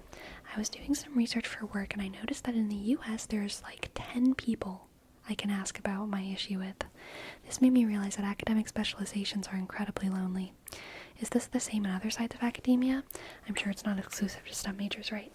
It is not at all exclusive to STEM majors. Not at all exclusive to STEM majors. It's super, super true within arts and history as well.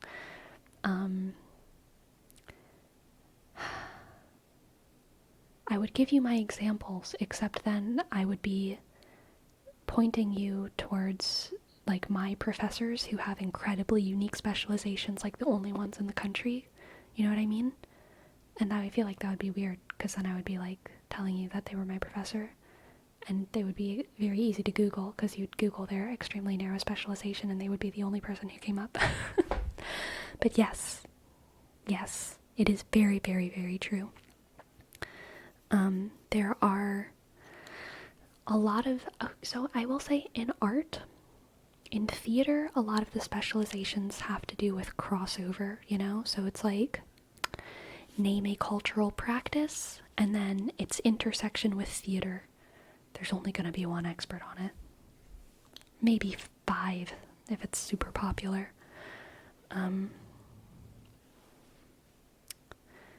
But it also kind of guarantees success for academics. You find your niche, you know? You find your niche and then you're the expert on it. You're the expert on it.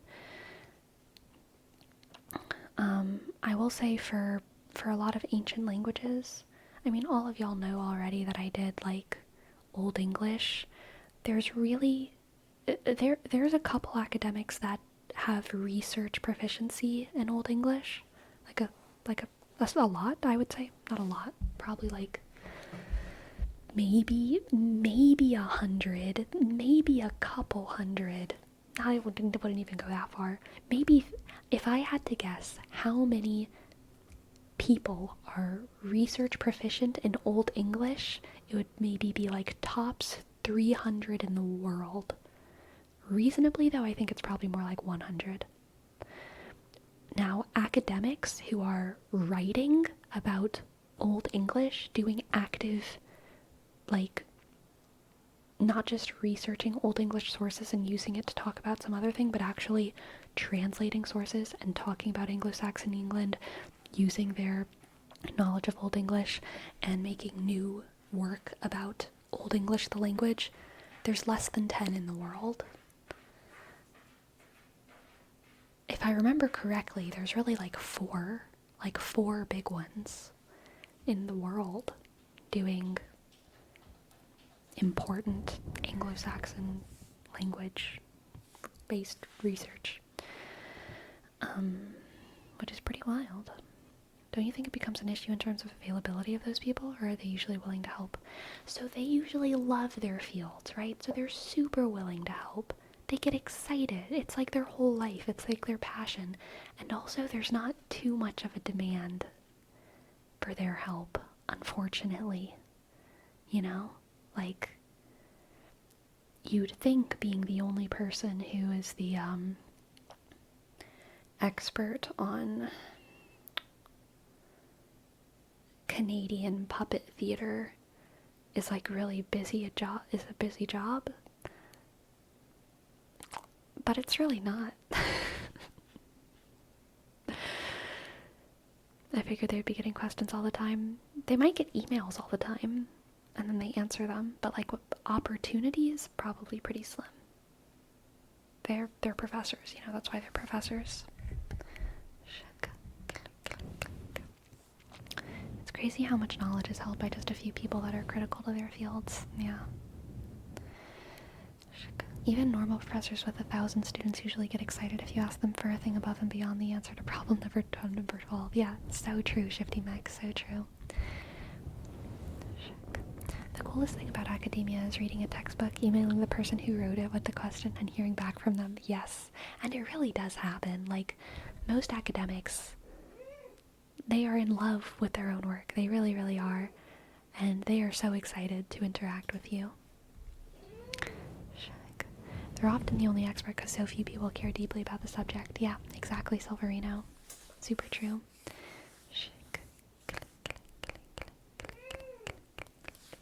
Yes? What's up? Did you see the coyotes outside? Yeah? Were they making loud noises? Were they yapping?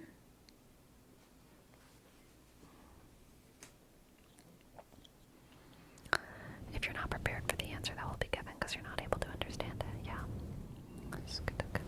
Do you think people in hyper-specific fields like that find it burden to keep it alive? Yes. Yes. I do. Unfortunately, there are some fields where the entire point of the field is justifying the... No. I'm exaggerating. There are some fields where 70% of the people, of the academics in the field, the thrust of their career is arguing that the field is valid because of X, Y, and Z, rather than actually doing innovative work within the field. This is a practice I disapprove of. I don't think we should be arguing the validity of fields. I think we should just be doing research in the fields, and if it's prescient, then the work will speak for itself.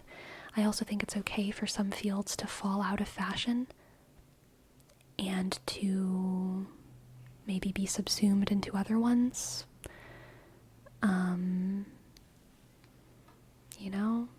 I think it's okay for us to collectively admit we have moved past certain fields. What field is that? I mean, like, historically, there are plenty of fields that this happened to. Just because of, like, advances in science or in culture. But presently, the one that comes to mind is probably folklore. Folklore is something that used to be an extremely important field in America for America, and now it's kind of getting subsumed into anthropology, and I think that that's probably a good thing, because it's like we finished, and that's okay. I hope, for example, I think that right now a field like gender studies is really important for America, but I think that eventually that can probably also be subsumed into anthropology, and that's like good and okay, you know? Yeah, I think fields exist and then they become less prescient. Many fields are just thought exercises. Yeah. I feel kind of sad when a field starts to dwindle and the people that were experts in it are left in the cold. Yeah, me too, but you know, gaslighting and all. Hey, I'm back. I've been missing the stream because I'm traveling, and right now I'm 3 hours ahead of where I live, so I forgot to join. Super Bears, I fantasy freak, welcome in. Glad to have you. Clickety click. Clickety click. Clickety click. Clickety click. Clickety click.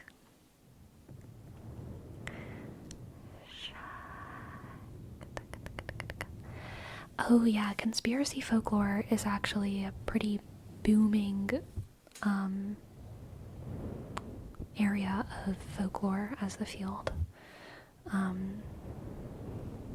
Conspiracy theories, aliens, eschatology, a lot of that falls into the work of folklorists, as well as like studying online culture and online lore is something that's a part of the field of folklore. Which is like, yeah, cryptozoology would also be folklore. Like, all of these things are interesting and relevant and good. And they should be studied. Like, I'm not saying people shouldn't study these. It's just that the actual, like, institution of the field of folklore has such a vast history that the field is like constantly in an identity crisis because it doesn't know if it should be trying to keep alive the folklore of at-risk societies and at-risk cultures, or if the work of folklorists is to document the current lore of the folk, right? And also some people think that the field should be, you know, dedicated to archiving and museum organizing and that kind of thing. So like the field is just like, it kind of doesn't mean anything specific, but there's a whole bunch of things that are a part of it. A lot of like stuff that doesn't really belong in mass media and doesn't really belong in anthropology and doesn't really belong in socioeconomics will get thrown into folklore, and it's like a chaotic field. And the place that it fits into most is probably anthropology, but there's some stuff where it feels like it should be in mass media or something. But either way, it's like the field is just a mess. The field is a mess. It's an interesting mess with very dedicated academics writing some of the most beautiful prose of any field because they're all crazy, art-loving magicians. Folklorists write very, very beautifully. Folklorists write stories where, like, anthropologists write histories, you know? So they're doing something unique, but still, like, 70% of the field is going to be people arguing about why folklore should be its own field and why it shouldn't be subsumed into anthropology. And I just feel like that's pointless work. It's empty work. Like, I just wish these people would go do folklore studies rather than writing about why something is valid, you know?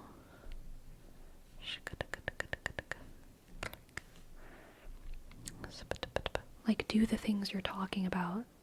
That if you have such a unique skill set that you need to have an entire field dedicated to teaching that skill set, then how about you use that skill set rather than using the skill set of persuasive writing, which everyone learns in college. Because that's all you're using right now. In that case, you think it's a waste of knowledge? Yeah. Yeah. And specifically, it's like a hypocritic waste of knowledge. I just joined. I have a degree in anthropology, and I think personally folklore has an important influence on anthropological studies. Good. I think so too. Like, I think folklore research is very, very good and very important. I'm specifically talking about how there's so much of the field of folklore is about proving the validity of the field. And that is silly work. And that happens in a lot of art fields as well. That happens in theater sometimes as well. Theater historians, sometimes the work of theater historians is like arguing that X, Y, or Z thing is theater, which is like kind of silly. It can be interesting though. It's like an interesting framework to analyze things from. Like, this is one that has been done. Like, let's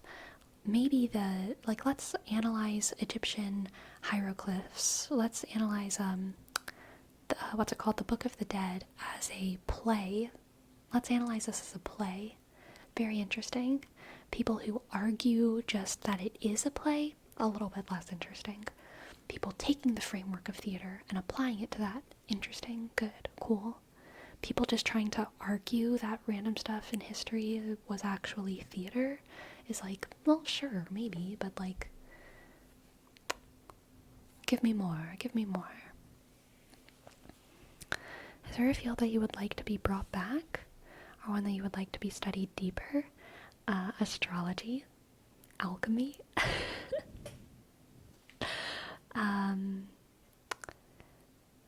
I wish that holistic medicine was given more of a place in academia. I wish that Eastern medicine was more thoroughly researched in medicine.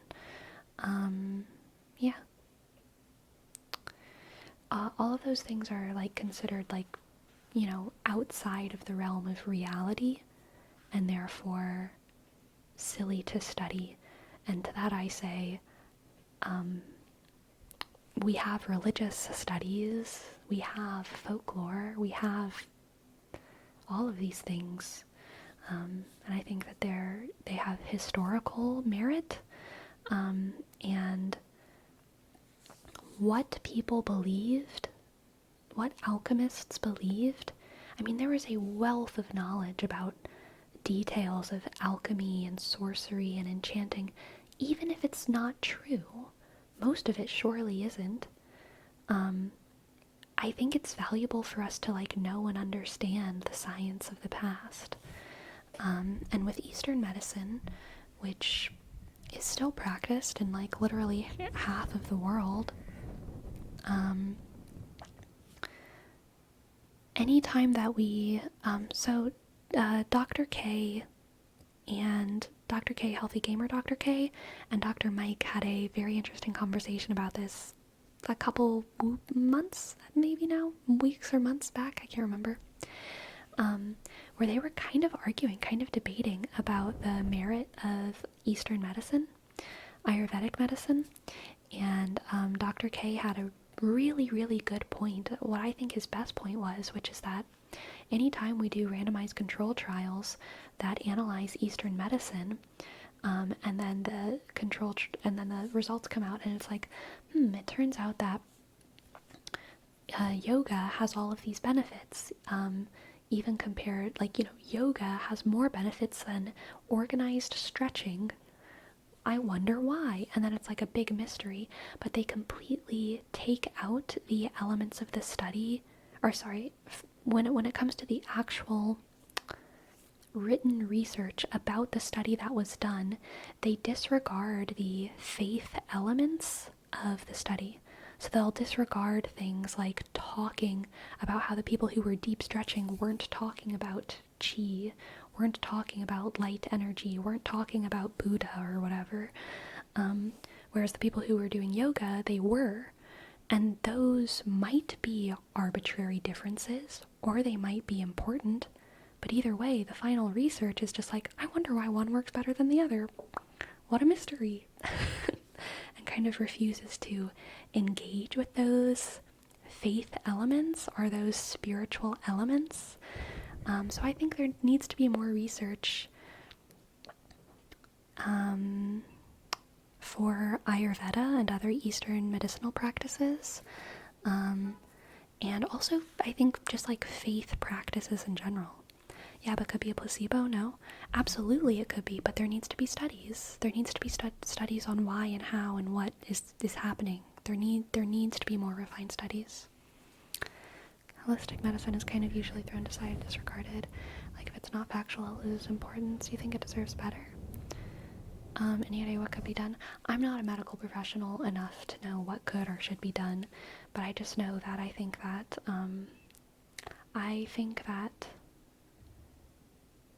medicine is, what do I think?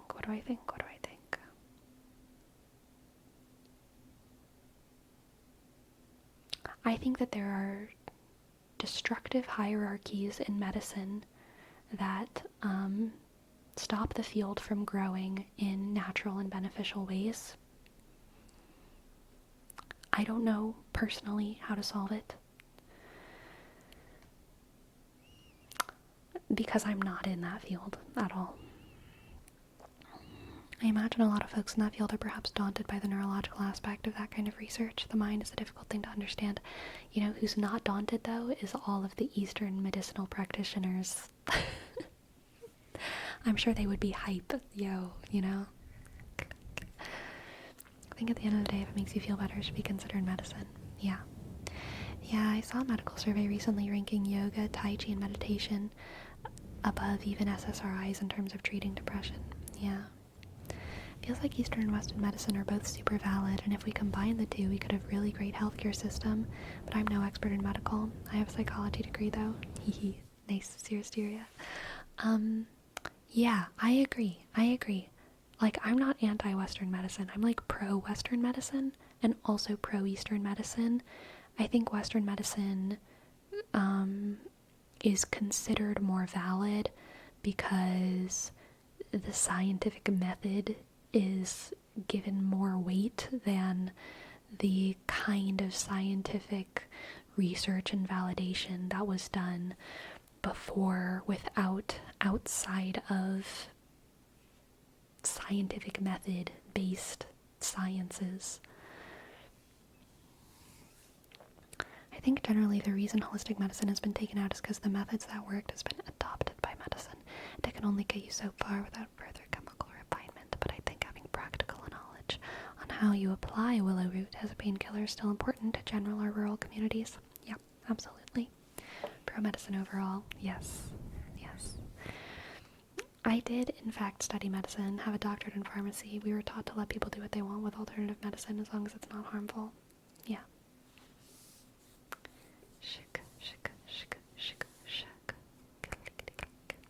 The big stumbling block is probably the pharmaceutical industry and its hunger for money. Dude, I don't even know how to confront that problem. Like, it's like a thing I know. Like, oh yeah, pharmaceutical, they make drugs. They make the drugs expensive. Something about insurance companies, and now we're all dying. But, like, I know nothing more than exactly the garble that I just said. I just know it's a mess. Last I checked, acupuncture was the most researched thing that they've failed to disprove, which kind of blew my mind how many people keep making studies aiming to disprove it, knowing that. I know, and again, it's one of those things that, like, Western medicine is so obsessed with the physical process of healing that we consider placebos fake, and that anytime we try to disprove acupuncture, right, we're probably completely alienating it from its spiritual roots. The fact that spirituality is a deeply integral part of Ayurveda and other Eastern medicine means that you can't analyze it and alienate it from that at the same time. You know? We can't just like we can't it's like trying to make the pizza without the dough, you know? It's like, what is this cauliflower bullshit you're putting in front of me?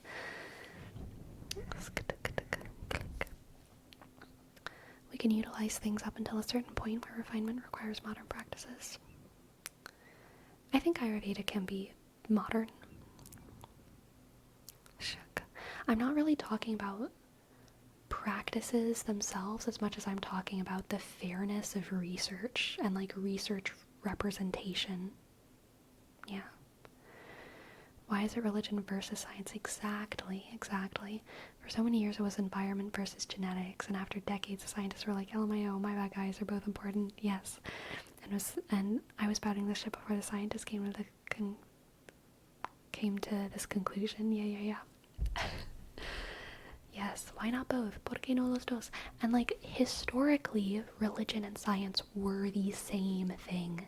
It was not until, the Victorian era that they started being ripped apart.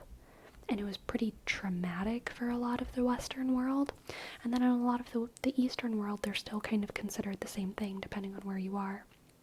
But like, for most of history, religion and science were the same thing.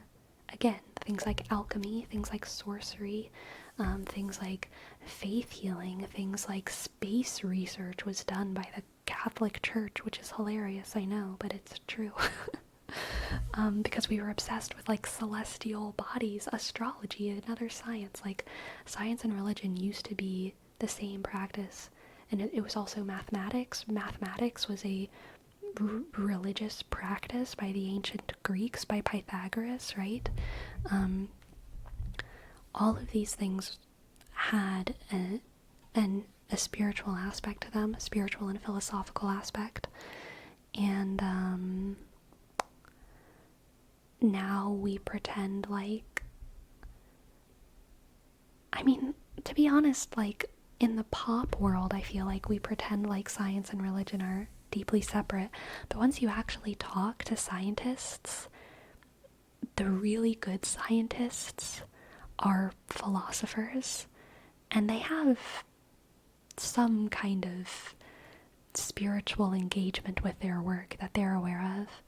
And likewise, religious people are fascinated by creation and by the world in much the same way that scientists are. They're just kind of doing it in different ways. Shika, shika, shika, shika. The Enlightenment was a big turning point. Yeah, the Enlightenment. I call it the enblindingment.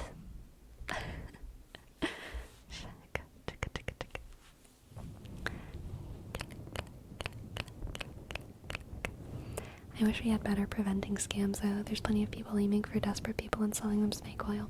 True. Or people that call themselves a medium and give false hope to people with dead relatives. Yeah, I agree.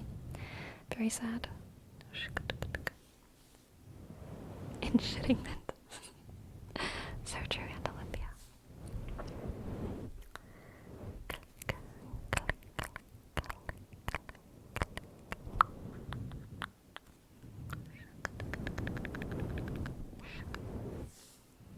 Spiritual, mental, and emotional health are important when it comes to healing the body. Also good medicine. It seems nowadays mental health is a big one. Pain in the mind. Yeah, so I'm pro mental health. I'm pro psychologists, therapists, psychiatrists, all of that. But I do think that mental health as a field is like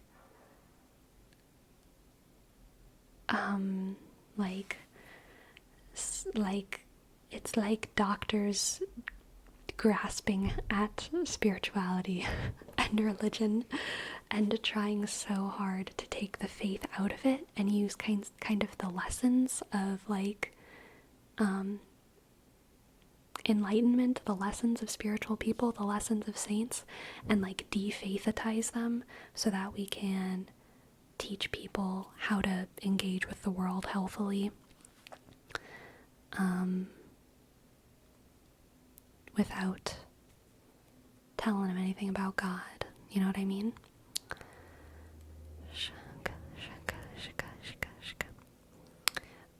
Of course, there are other very important aspects of mental health, like psychiatry and stuff. When it comes to drugs, is kind of a whole different deal.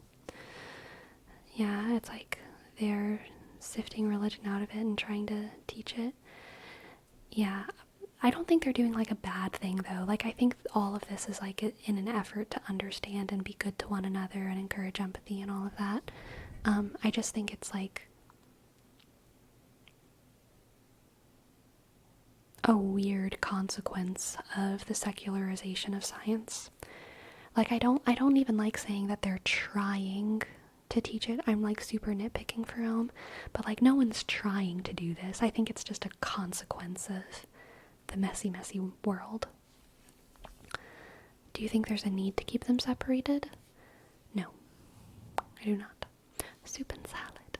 Thank you for your sub. Thank you. Thank you, soup and salad. S, shake, O, U, click. P, E, shake. N, S, A, L, A, sk. D. Thank you, soup and salad. Thank you, soup and salad. Thank you, soup and salad. I don't think we need to integrate them either, Jerome. I just think that we should be open to integrating them, and we should acknowledge that they can be integrated in a holistic way. Shaka, shaka, shaka, shaka. Shaka, shaka, shaka, shaka, shaka. Shaka. Why do you think it's happening?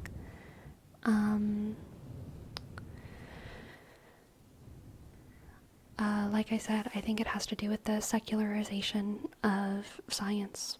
Like, I think scientists feel desperate to understand people and to help people.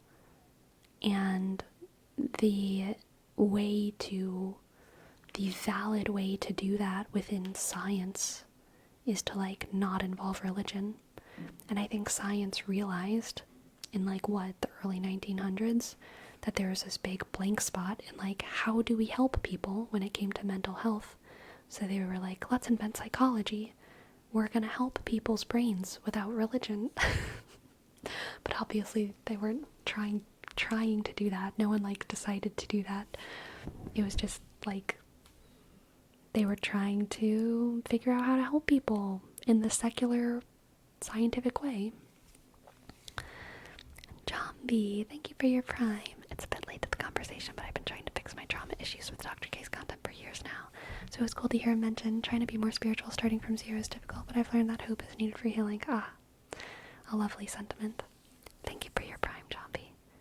J, click, L, M, click, B, shk, I, dot, 9, sk, 7, shk. Thank you, Jambi. Thank you. And M, constant. Thank you. Thank you so much. Thank you, M, constant, M, constant, M, constant. Thank you, M, constant, for gifting 5 subs. Amazing. Thank you, M, constant. M, click, C, O, N, S, T, shk, A, N, T, click, 4, shk, 2. Thank you. Thank you, I'm constant. Do you think religion can be an impediment to science to continue developing? Religious institutions definitely can. 100%. Religion itself, faith, I don't think so. But like religious institutions, 100% definitely yes.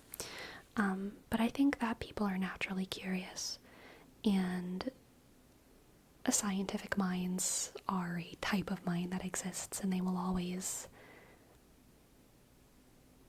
discover. They will always discover.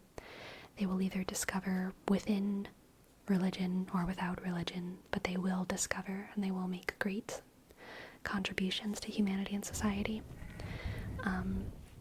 Atheist institutions, I think, can also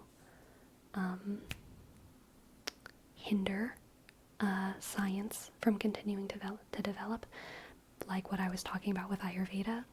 Atheists are terrified of it.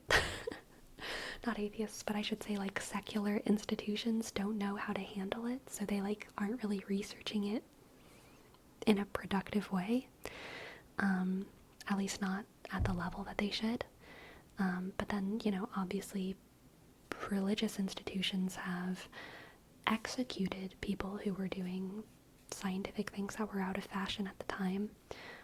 So both happen, and it's usually an institution problem, not like an actual problem with atheism or secularism or an actual problem with religion or faith. It's the institutions, the power hungry hands.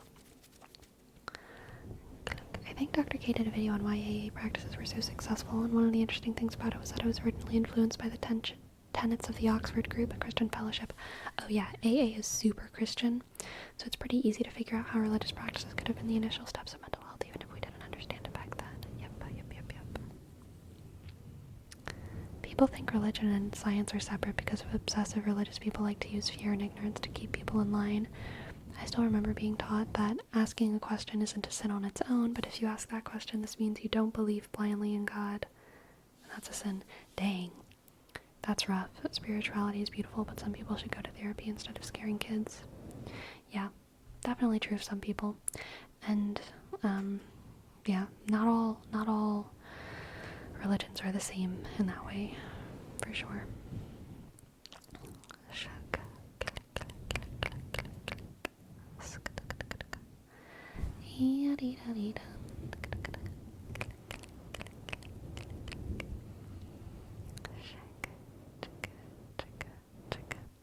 Took the Vatican how long to recognize Galileo's scientific achievements and admit he was right? 359 years. So sad. So sad.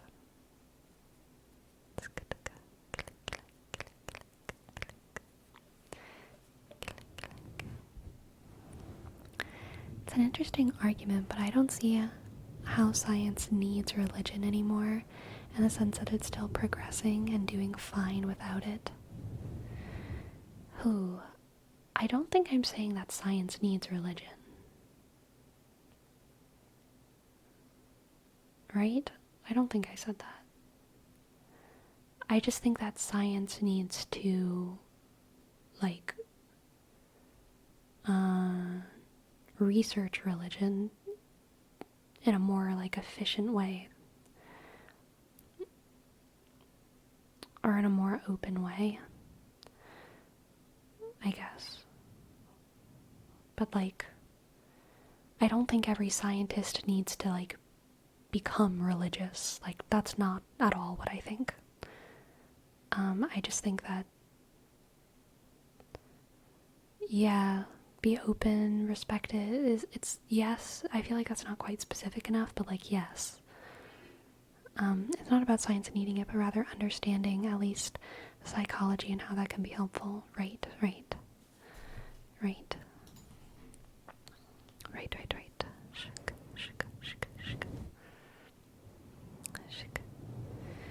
Do you think it's kind of unfair to hold religion to its past sins?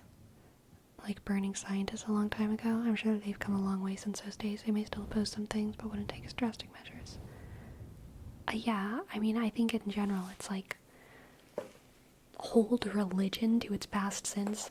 That's like saying, should we hold the dance to its past sins of, like, injuring Indonesian women's feet or something? Like, it's way too broad. It's way too broad. Hold religion to its past sins is like, it's like an insane statement. That's like saying, like, should we hold democracy to its past sins? I'm sorry, all I can think is, like, analogies, but it's just, like, way too broad of a concept. No.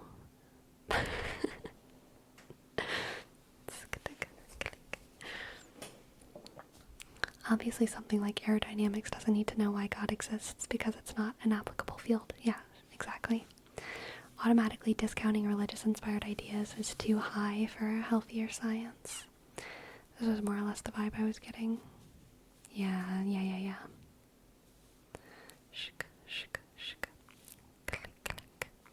But in religious case, it's always brought up as something that is still happening. So, I mean, again, this is like an unnecessary juxtaposition between religion and science, right? But if we are to operate with the framework that, like, religion and science are the two opposite things on opposite ends of a spectrum, then, like, should we hold science to all of its past sins of, like, horrible studies on humans, mental asylums, the atrocities that happen within them, the atrocities that happen to this day in mental asylums, the atrocities that happen overseas and adoption facilities that are actually just full of human traffickers and they're pretending to be hospitals and like no, of course not. Of course science is good. Even despite all of these horrible things. Religion is equally broad. Like, religion has horrible things going on historically and in the present day. And it's like, also, like, has many good things going on. like many.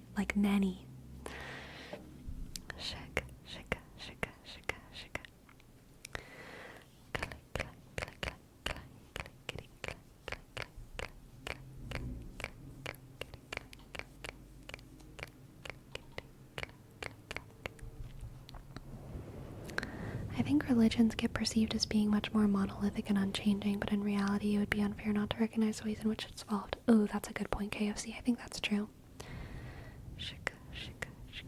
My problem is that sometimes people want science to confirm their beliefs, or at least not to disprove it.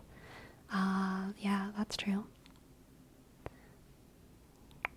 One bad apple doesn't spoil the bunch unless the bunch is protecting it, in which case that bunch needs to be corrected. Right.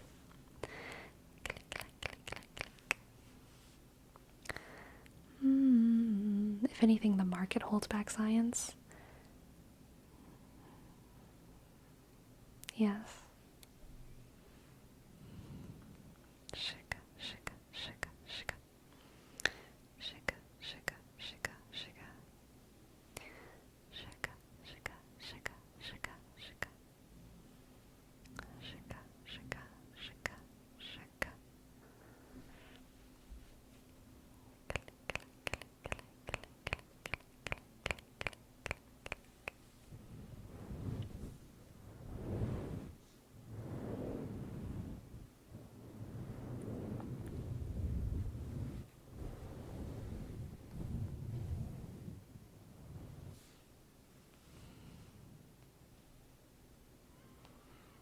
A defining characteristic of science is the scientific method, and that's always changing as we learn more.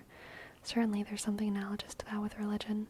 I'd probably say like basic philosophical ideas are constantly evolving within religion, or like through religions.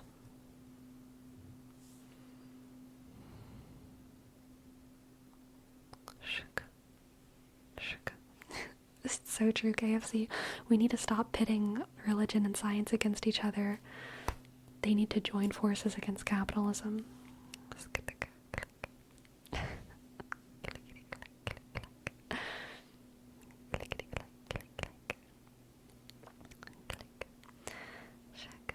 The scientific model was developed by a religious person. Yep. Poor guy. Poor guy. It's true, though. It's true. Don't pit two bad bitches against each other. I find it funny how even the chapters of the Bible written by the same person were different, because dude went from happy to upset with his wife, and depending on time period, he would either tell you to treat your wife like an object, property, or a gift from God, deserving of endless love. At the end, he was just a dude, a human being with feelings. He didn't know him bending would be used by toxic people today as a moral standard. Yeah. Yes, the way that people can warp words is terrifying. And I mean, we see people do it now with science as well. The way journalists talk about studies, the way politicians talk about studies, the way debate bros talk about studies, the way they weaponize facts against each other is exactly the same way Calvinists and Baptists and Lutherans weaponize scripture against each other. It's like everyone's saying something that's true, but they're perverting it in such a chaotic, brain-melting, sad way. It's just crazy making. It's just crazy making for everyone involved.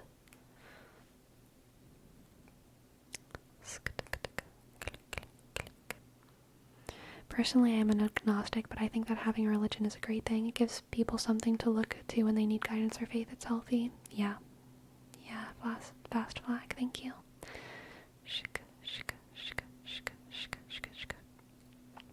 I feel most of the anti-science sentiment comes from New Age religions, not Christianity and Islam. Honestly, I think most anti-science these days comes from politics, not even religion, like, to be honest. And it kind of comes from both sides. Like, everyone has their science that they don't trust, and then their science that they trust. I feel like the biggest anti-science people right now are just wild political figures. Oh my gosh, Nobunaga, thank you so much for your tip. I would love to give you a reading.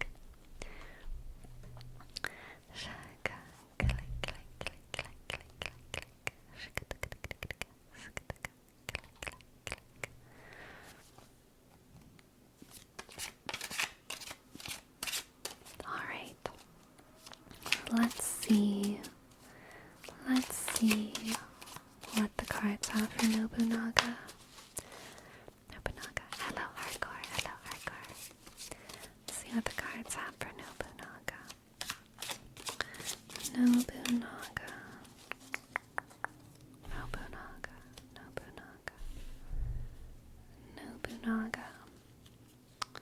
We have the Two of Pentacles,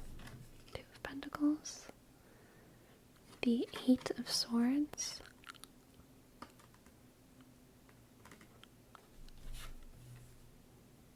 the Queen of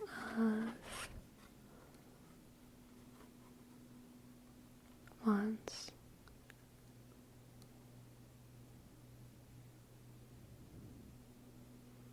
it's the Two of Pentacles, the Eight of Swords, and the Queen of Wands.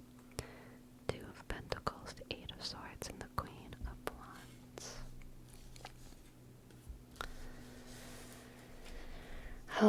I feel like you are, I feel like you are balancing a lot of work, a lot of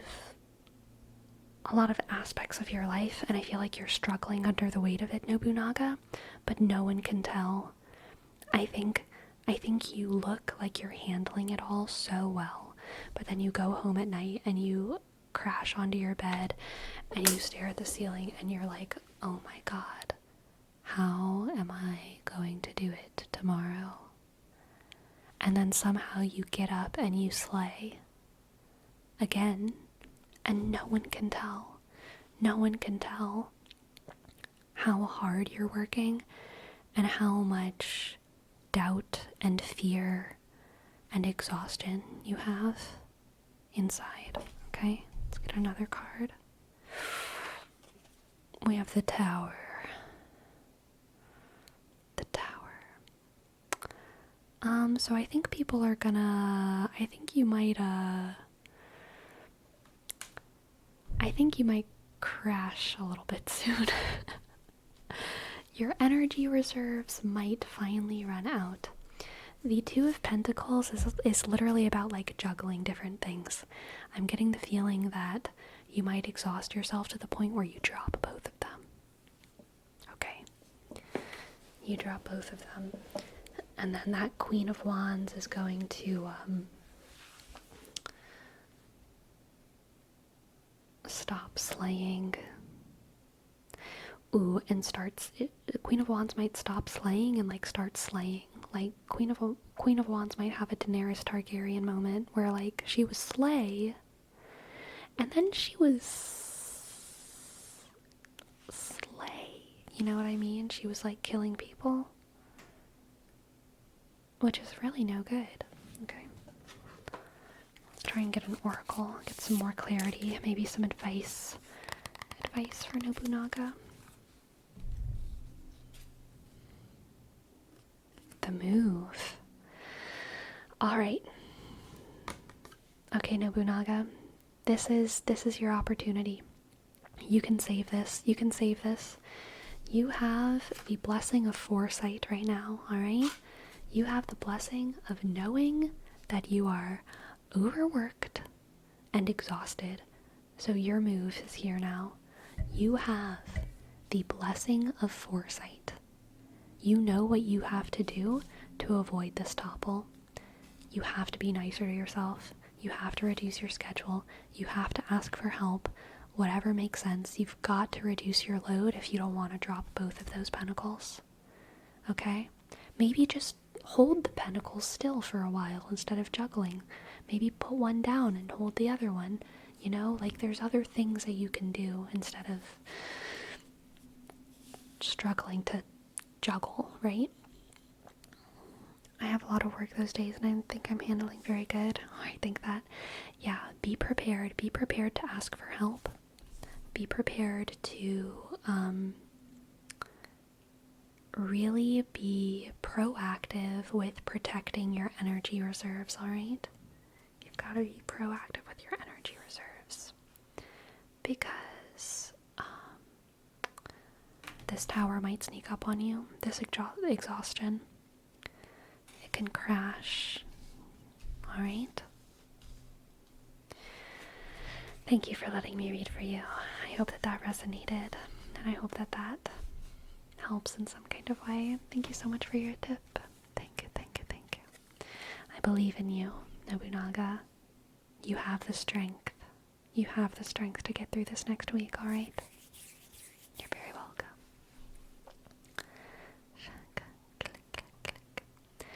I still remember how women have higher chances to seek mental health was controversial because journalists said that it's because they're seeking attention and making up mental illness, when in reality it shows how men don't know how to ask for help. You know what it also correlates with? It correlates with religiosity. Women are also have a much higher chance of being religious and being spiritual than men.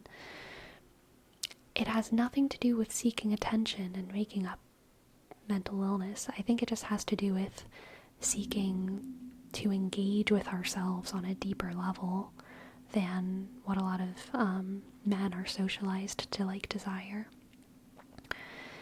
When in reality it shows how men don't know how to ask for help. Yep. This correlates with their suicide rate. Women go out of their way to get help more often, and that's a good thing. We should all support each other. So true. So true, so true. Second gen Dodge, thank you for your prime. Thank you for your prime. Thank you, thank you, thank you. Second, click, shik. G-E-N,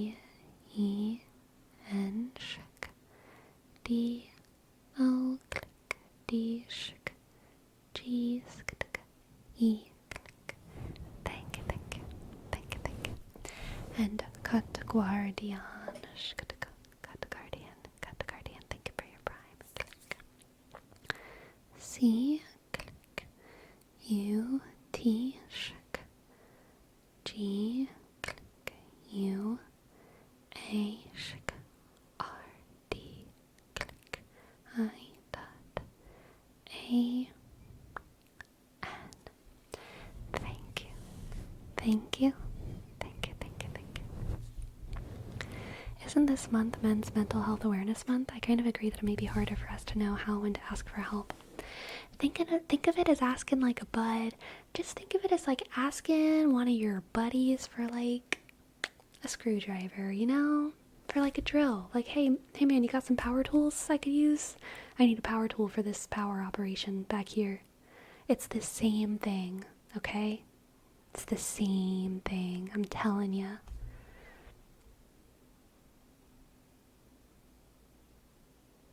It's the same thing.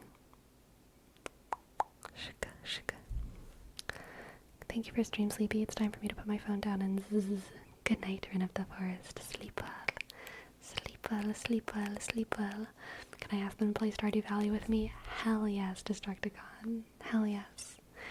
Can't speak for everyone else, but for me as a man, it's just a matter of taking that first step and asking, and everything else kind of fell into place. Yeah, I mean, men want to help each other. So do women. We're such social creatures. There's nothing biologic happening with, like, I mean, I don't want to say that. I'm not a scientist. I don't think that there's anything biological happening with, like, men not being able to comfortably ask for help, okay? Like, men, I know chat is mostly men right now. Don't you, like, really want to help your male homies? Like, if they asked you for help, wouldn't you be like, oh my god, bro, yes, I am here for you. Yes. Like we want to help each other. We're so desperate, not just for help, but to help other people. Like, we are just, we love helping each other. It's why we become doctors. It's why we become priests. It's why we become teachers. Like, all of us love helping each other. We're obsessed with it.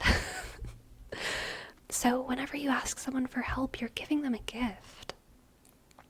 And it's something you should only give to special people, right? It's why you don't ask strangers for help with, like, dealing with your father issues or something. You ask your really close friends for that. Because you're giving them a gift of the opportunity to help you. You're choosing them, and you're making them feel chosen. And it's such a gift to ask for help from someone who loves you. It's such a gift to them. Regardless of their gender, regardless of your gender, all of us are so desperate to help each other. And never forget that you have that gift inside of yourself, okay? To ask someone for help. Click, click. Click, click, click, click, click, click. Shaka, shaka, shaka, shaka, shaka. Shaka, shaka. But that's part of the situation. Men love being helpers, but they see needing help as being a burden, as being less than. Yeah, they gotta Uno reverse in their heads, okay? They gotta Uno reverse in their heads. They gotta. Shaka, click. I always keep everything to myself, and what helps a bit, at least for me, is sometimes pray and say, hey, I'm here again. I don't know what's going on with me. Please help me to understand myself. Yeah. Yeah. Hello, McJake. Hello, McJake. Hello, McJake. Hello, McJake. I can actually say from doing psychology research in college that research has found that the psychological difference between men and women is statistically insignificant based, which is science speak for we're practically identical. Like outside of the obvious biological differences, we're one and the same. All the differences between men and women are purely socially created. Yeah, I believe that. I believe that psychologically. For my friends, I've been able to help them when it happens casually, but it's not like they come asking for help, but a random conversation ends up pointing an issue, and then the talk happens. At least in my case, it's been like that too. Asking straight up for help is hard. The opportunity needs to show up. That's hard for women too. Like, it's hard. It's hard for women. It's hard for men. Rehearse it in your head. That's always my advice for figuring out social situations. Just like, have a play. Rehearse it in your head. And then breathe deep and just do it in real life.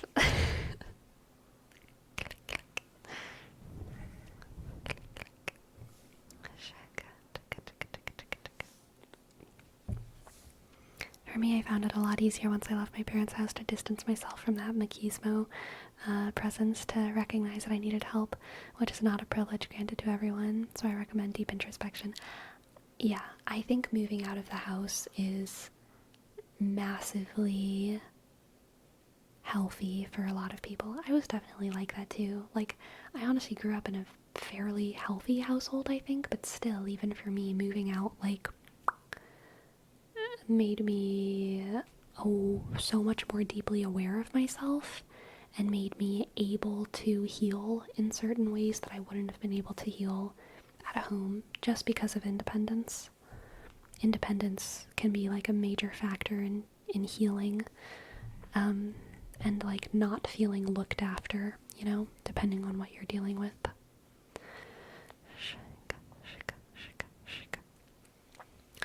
We look up to our parents and establish gender roles very early on. I had a presentation about gender and I had to debunk a myth about how your kid can't know that they might be trans by using many different studies. Interesting.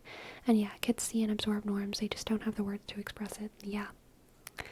Gender forms when you're very young. Yeah. Click, click. Click, click, click. Shaka, shaka, shaka. Alright, McJake. Thank you for the gym update.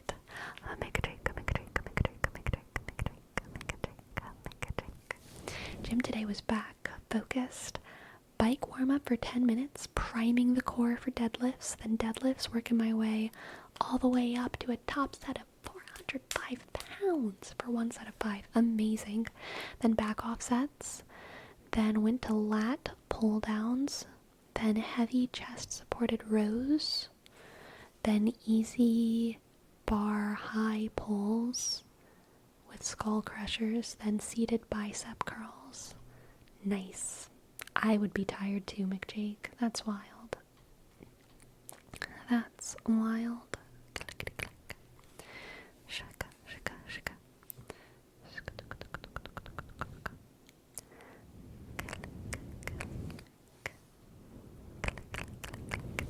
Today was leg day again for me.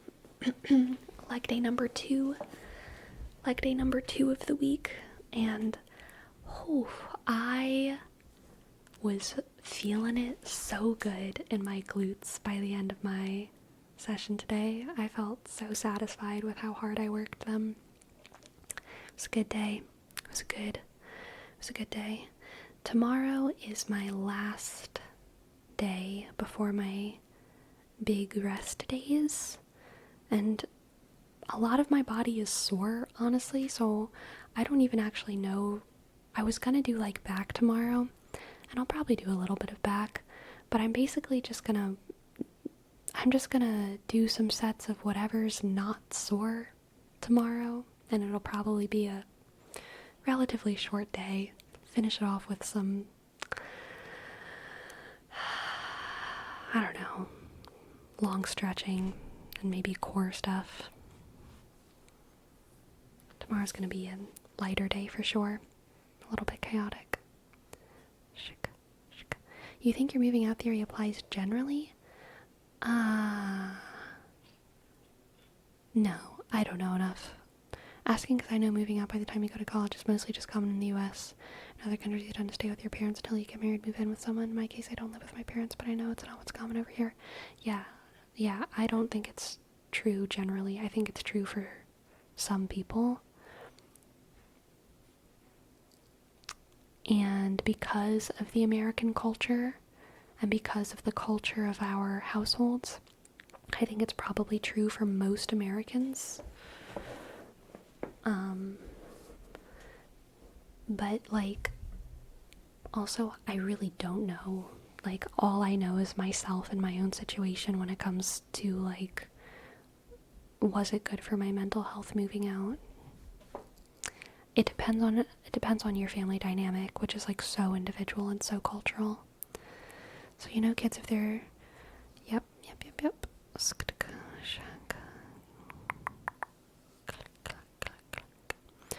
It's probably kind of specific to the parents you're moving from. Like, I lived with my grandparents. I think it would have been fine to stay forever. Yes. Shaka. Happy Pride Month indeed. Question, is anyone else always hungry? Well, McJake, if you're gonna be lifting that much, you better expect to be hungry. Your muscles gotta eat.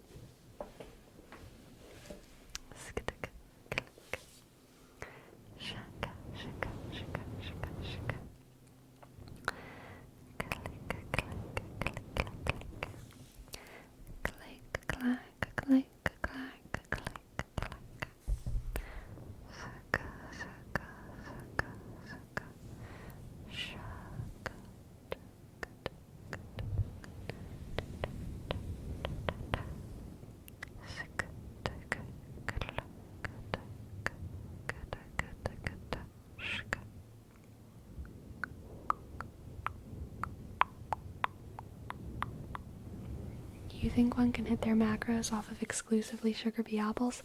Maybe if I was burning like 10,000 calories a day, then I could meet all of my macronutrient needs off of just sugar bee apples. Unfortunately, I do not burn that many calories a day.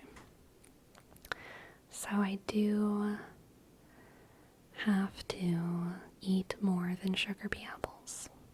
Unfortunately.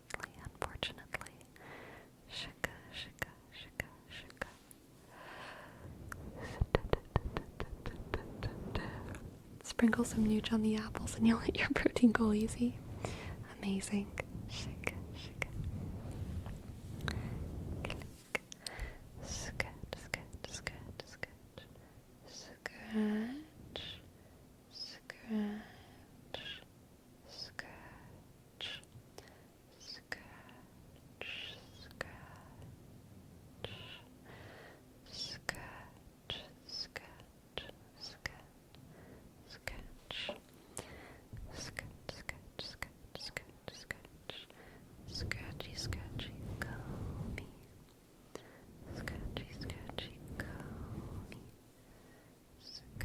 Scratchy, comb me.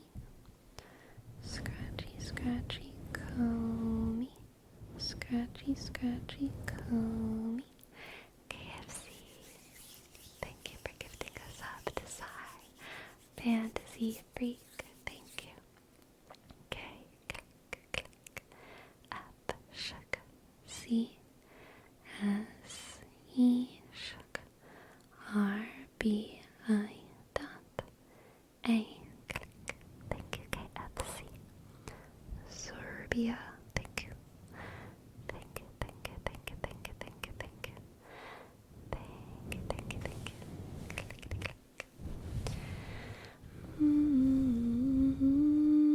How was the stream tonight? Ogden, the stream tonight has been so lovely. We have done a lot of, honestly, heavy talks. Talking about all kinds of crazy stuff. But it's been fun. Sleepy, any hints for tomorrow's vid?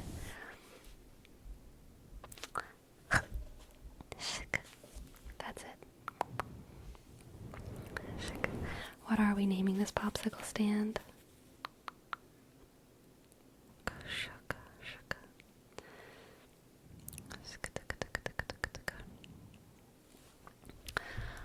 I don't even remember what we talked about. I know we talked about science and religion. We did talk about a lot of things. We talked about the tech male gaze. Geek male gaze? What do I call that? Male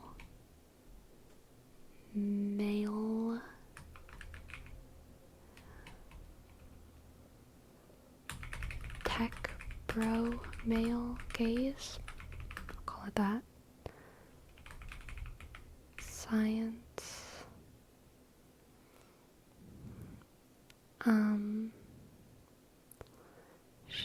Oh, academic loneliness. Yes. We did talk about academic loneliness. That's a big part of it. And what a good way to say it. Academic loneliness. Click, click, click, click, click. Shika, shika, shika, shika, shika. Tech bro male gaze. And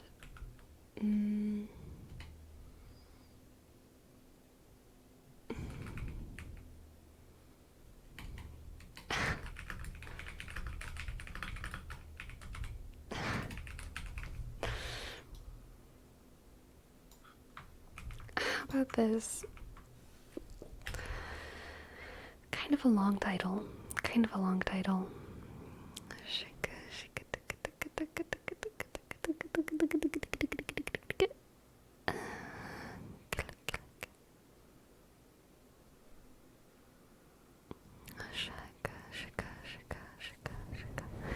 Rome, I was studying So Zero Idea, to be honest. She said that if Rome was here, they would have liked this trigger or something interesting for Pi on the stream. Sleepy, your streams are so nice because you really are just comfortable covering so many topics, and it's nice to just hear your opinions on such diverse, often divisive topics. Thank you for being a sleepster. Aw, Zero Hysteria, thank you so much. Thank you. I can't shut up. Thank God y'all are okay with me talking about such diverse, often divisive topics. The brain is going down the toiletu, the skibbity toilet, if you will.